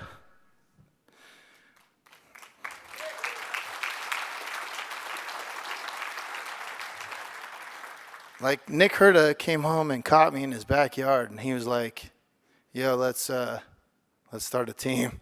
And I was like, "Jesus, I thought we were gonna get in trouble." And then we did, and it went on to become the number one team in the nation. It was insane. So Nick Herta, this is for you. I love you, man. I hope you get through what you got going on. So shout out to all the Herta's Hot Shots. even the new ones that are coming up right now. You know, just know that I started that team, and so the prehistoric people like myself, we were there. You know what I'm saying? And RNC, the bicycle shop in Vegas that built my bike the week of the King of Dirt in 1995. My bikes got stolen out of my yard, out of my garage, from a jealous friend that was jealous that I was going to the King of Dirt, and then he decided that him and his buddies were going to steal my bikes, and that was going to keep me from competing because they knew I was going to go there and do some good. And so RNC built the bike for me right then and there. S&M sent it, so thank you, Chris Moeller. And then I won. And then the guy that won the X Games that year held me up, and that was Jay Miron. He'll be here one day if he's not already in here. Jay Miron is the man, and he held me up, and it was me, Sean Butler, one of the baddest dudes in the world, Bar Spinner Ryan, Mike Griffin. All of us were in the finals in Fuzzy Hall. And I remember Fuzzy was like, you made the final, dude? And I was like, yeah, right. He's like, no, dude, you made it. And then I won. It was insane. Called my mom up. I was like, Mom, I'm retired. And she was like, what do you mean? I go, I just won. I'm retired. Done. No more Bolt Factory. You're talking to the King of Dirt. So then I've been the King of Dirt ever since. Travis Chiprez, shout out to my friend Travis.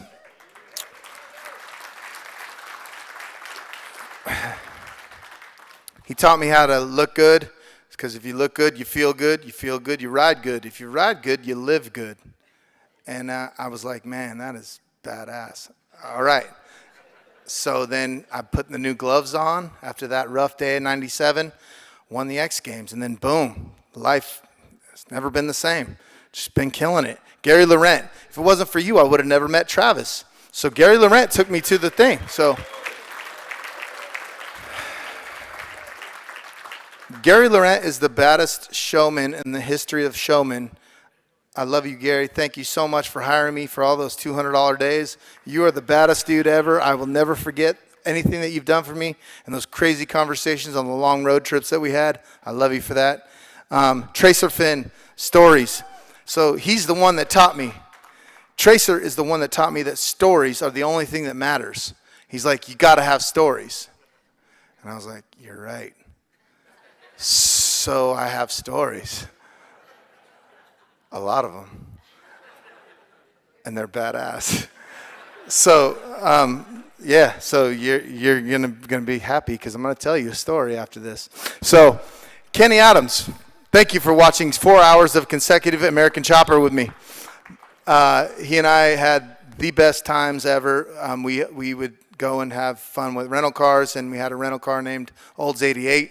And the Olds 88 squeaked every time we spun the tires and whatever, and we'd just be dying laughing. And just when I look at the guy, I start laughing. I don't know what it is, but he's funny as hell. I love him so much. And we can not see each other for 5 years, and the second we see each other, it's hugs and kisses, and we love each other. It's like, it's unbelievable. But that goes for everybody in this room. Everybody here, no matter what, I love on a whole different level. So thank you so much. All my backyard locals, Caesar, Slayer, Cam White, the world champion Cam White. Found him in Canberra, part of the story. Breakless Billy, all the Las Vegas legends and people that I love so much, from Mills to Kicking Wing. Steve Olpen, the guy that made me and Fuzzy's documentaries, he's a badass. Terry and Rodney Sachs from Monster, thank you so much for all the stuff that you did for me. Monster, you know what, man, when I had my brain injury, Rodney Sachs called me. He's the owner of Monster. The guy started Monster. He's worth $1 zillion. He's the baddest dude in the world. And he's so sweet. He called me and he's like, yo, TJ, don't worry about anything. I'm going to keep paying you for as long as it takes for you to get better. And that's a whole different level dude. So thank you, Rodney. I'll never forget you.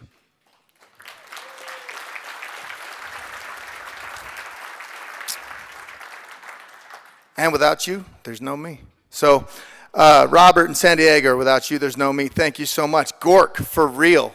Without you, there's no me. If you wouldn't have said yes, let TJ in, 20 top pros and myself in 1995, and then I won, that's insane. That's unheard of. It's a movie. It's thanks to you that my life is what it is today, for real. So thank you, Gork. I appreciate that, man. Thank you.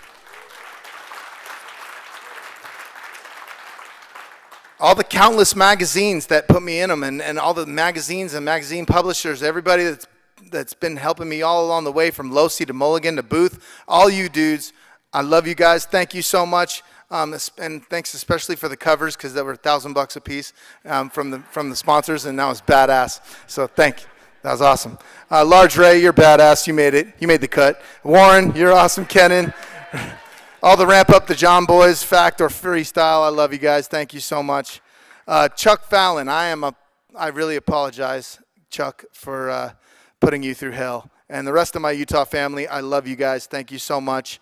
Eddie and everybody, all the boys, thank you so much. My whole Bunham Murray Productions family, the whole television family sitting right there.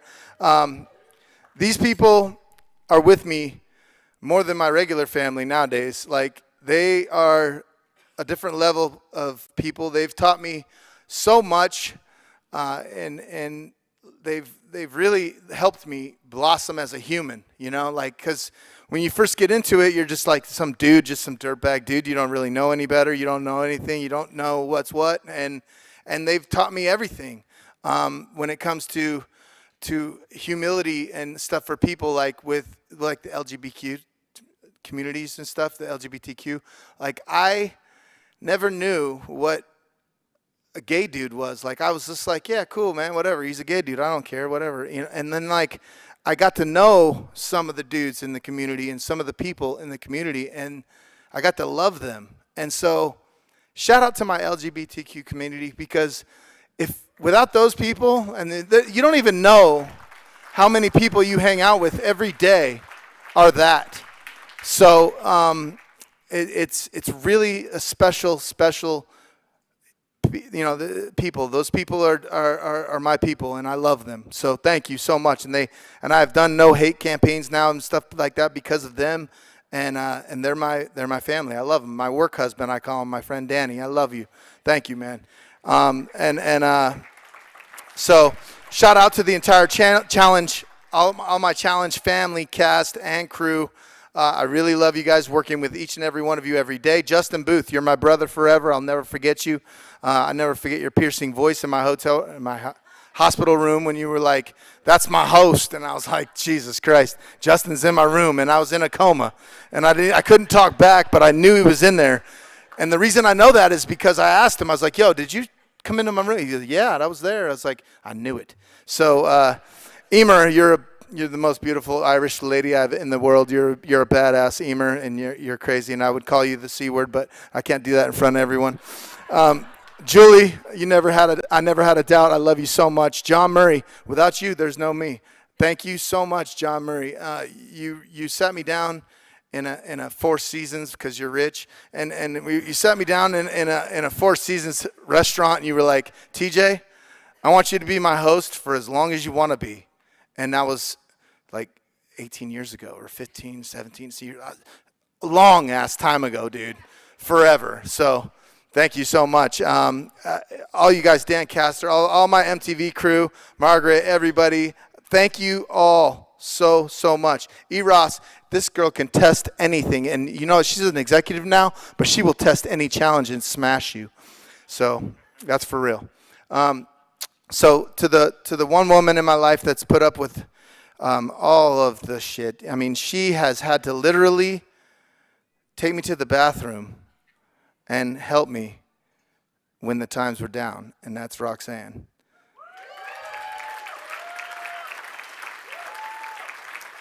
So I definitely outkicked my coverage there. That's my wife, and I got that term from my friend Kenny. So yeah, Roxanne is everything, and everyone knew it. My whole family knew it. Everybody knew the second I met Roxanne, life was different. That was my girl, and that's it. And she's my world. I love her so much. And she came with a badass daughter, and I adopted Raquel, and I love Raquel, and she's my daughter now, and she is the baddest ever. So without you, there's no me. Thank you very much for being you. And thank you for everything. And her beautiful boyfriend, Jared, without you, there's still me, but I still like you, dude. You know what I'm saying? You're still a badass. Like, Jared, come on, man. Get the fuck out of here, bro. I'm just kidding, man. I like you, bro. You're a really good dude, and thank you for treating my daughter so good, man. You're a badass dude, man. So thank you. To my sister Brooke and her future husband Mike, I appreciate you guys. Thank you so much. My two nieces, Justice, who's a killer at softball. She's badass. I've seen her throw somebody out like nothing and catch her. She's dope. And my niece Aspen, who has a lot of my traits. I love her. She's awesome. I mean, who knows? She's gonna have trouble finding her niche, but she's gonna be badass when she finds it. To my mom, no, well, not yet. First, Jim, my dad, Jim. So Jim he gave me his last $5 out of his wallet every single time, like nothing. I mean, the dude, every time he would give me his last $5, I would go in there, and he didn't make lots of money. Like, he did good, but I don't know what he did. It doesn't matter. He just gave it to me, man, every time. He gave me his last $5. And then he drove an hour round trip, half hour there, half hour back, for me to go hit on chicks at the mall. Unbelievable. Just, I mean, come on, dude. Like, and showed me what it is to be a man. Like, he really, really showed me what it is to be calm, cool, and collected. That guy showed me. And he didn't give me any of his tools and skills about, like, working with tools and stuff. I still suck at that. But he's still badass. And then my mom. So, Mom, thank you so much for doing what you do. I made it. Here we are. Made it, Mom. Look, no hands.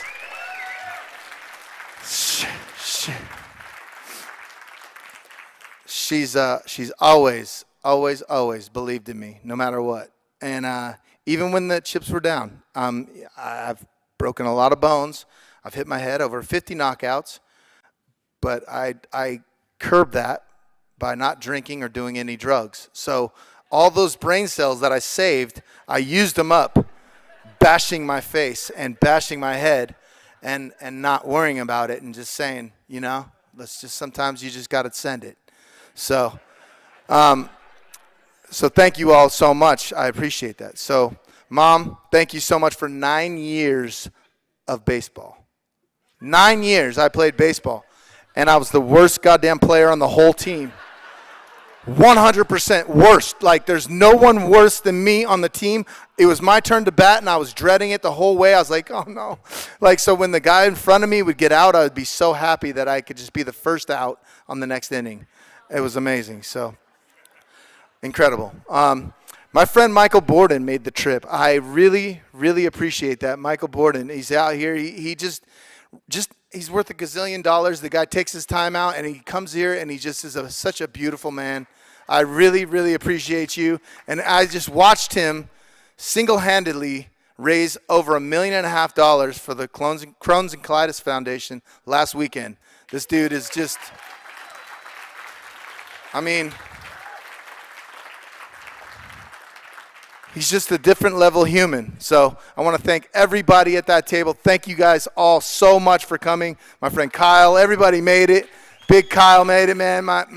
I can't believe it. I was like, damn, dude. Like, these guys are really here for me. Like, damn, man. My friend Mike Hayek came, man. But his new name is Michael Vincent.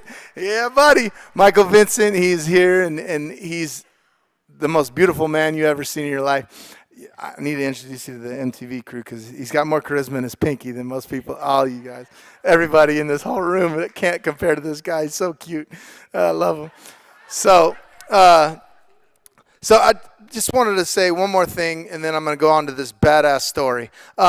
It's just weird that we are all going to have one last dinner together. It's so weird.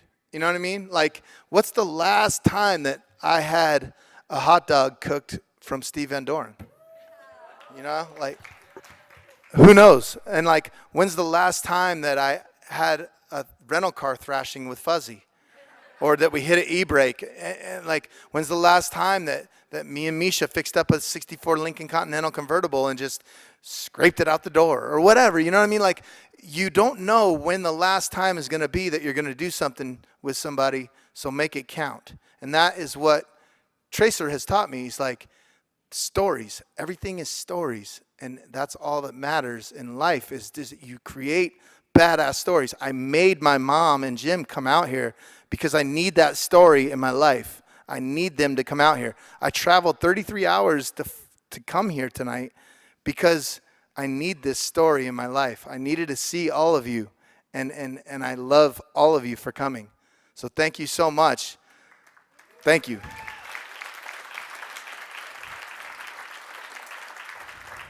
Now, so this story is badass.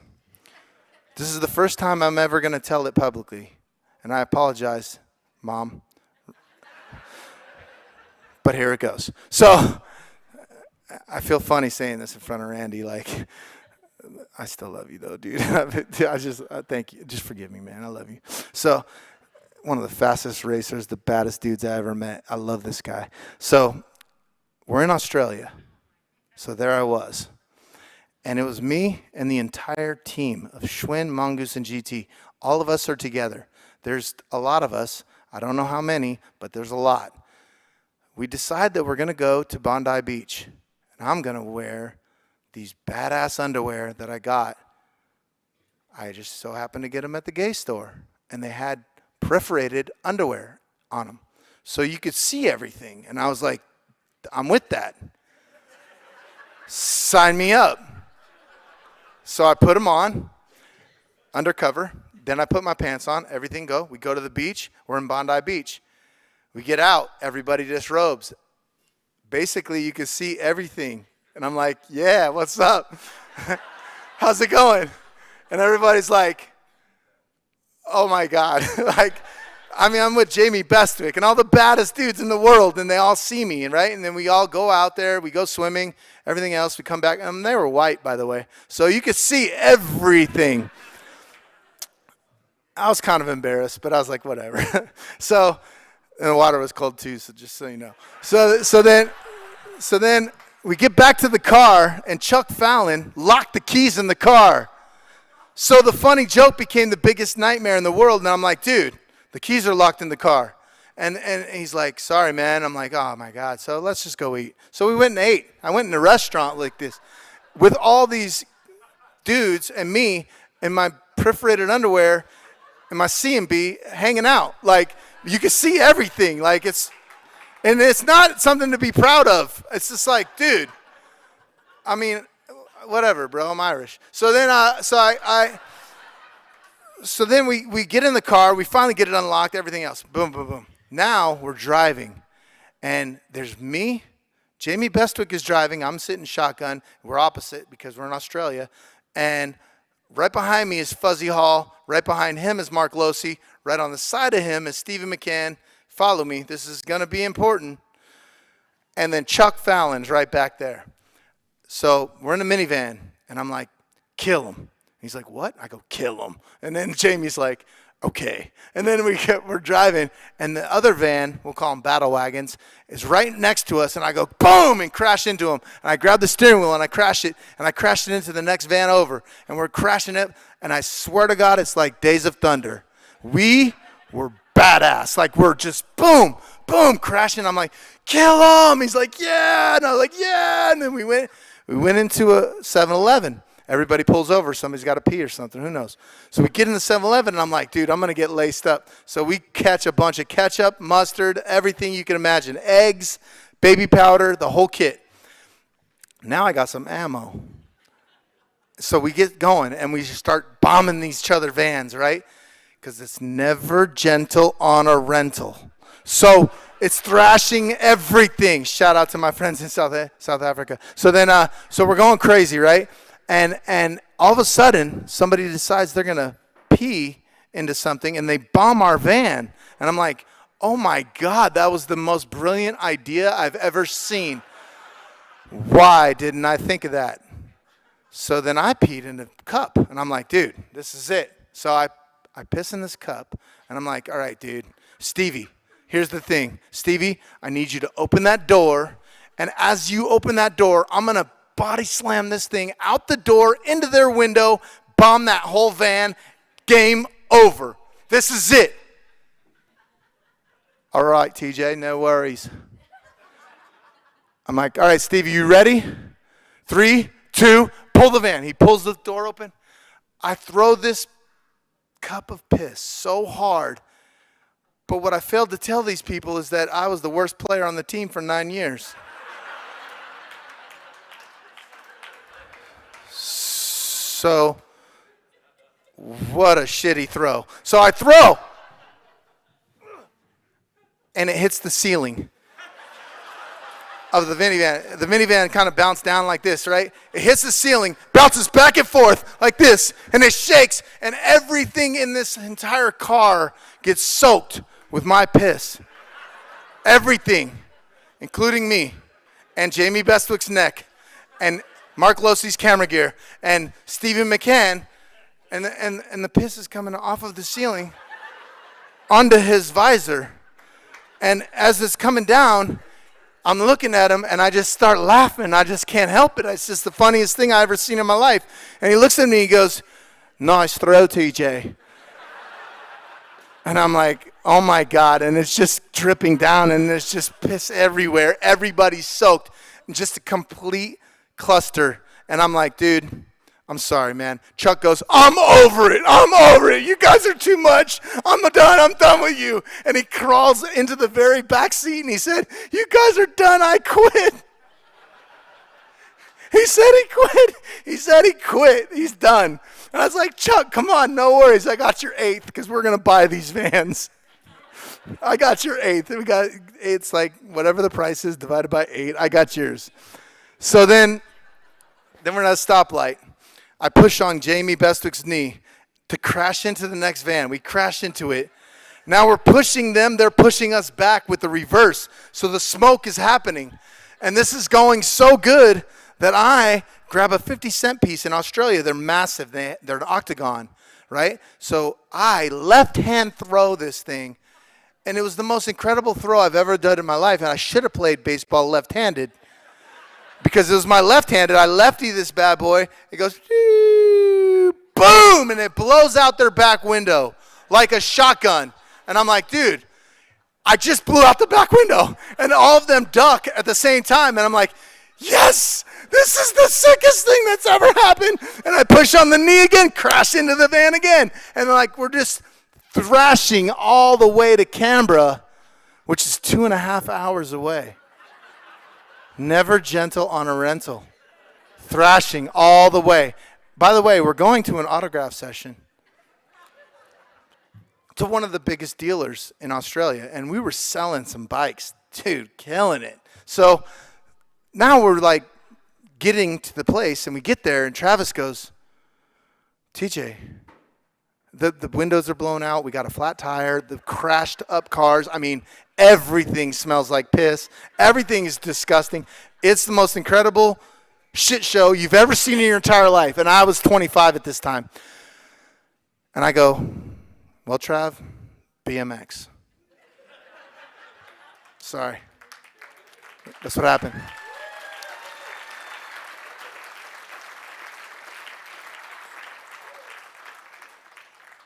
So to make a long story longer, make some stories about that, all right? Make some stories and do it, and because it matters. Like, that story is with me forever, and I get this excited every time I tell it, and I tell it like once a month probably. So like, I get to feel this. I get to feel this feeling that I'm having right now once a month because I have that story, and I have 100 of those, or 1 million of them. Like, I mean, I was friends with Nick Herta, like whatever. Like, the dude gives you a catalog. And I have stories like that with all of my friends back there, all my friends back there, I mean, I can't believe how many times somebody's played poker naked or something's happened. Something's happened, you know what I mean? Like, I can't believe the things that have happened. And I am by far the luckiest guy in the world. So thank you all so much for being here. Yeah, BMX.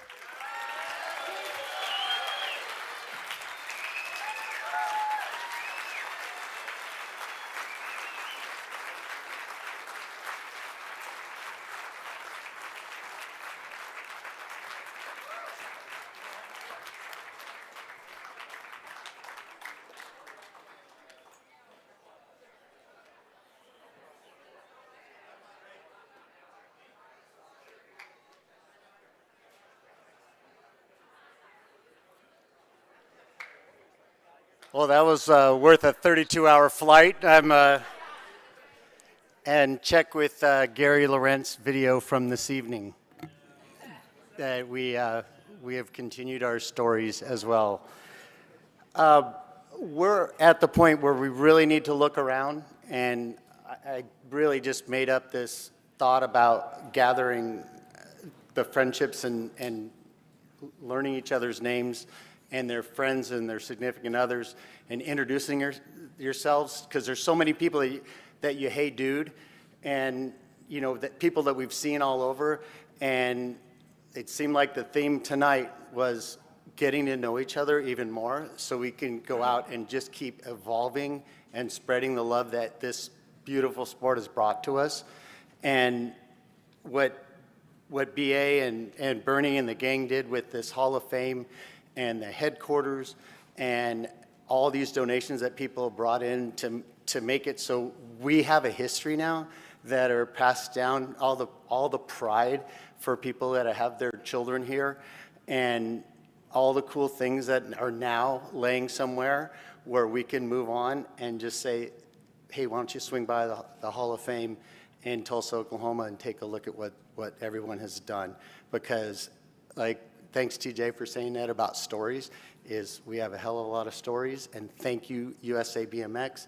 Thank Jennifer Gillette, if anybody did any more work than her.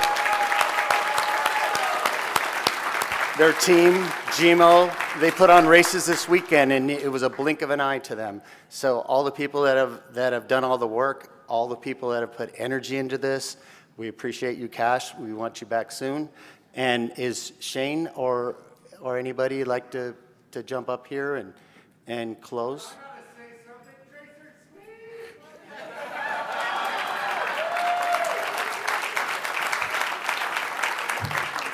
Well, thanks. It's actually a huge honor. And thank you. And BA's on his way up, so can't wait to have a cold one. Thanks, guys.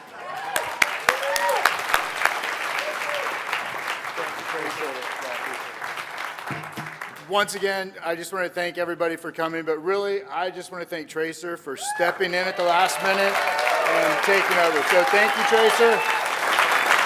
And guys, one last promise from me. The legacy of BMX is safe forever in Tulsa, and I want you guys to bring your great-grandkids back to see everything. So thank you guys for coming. Enjoy the rest of the night.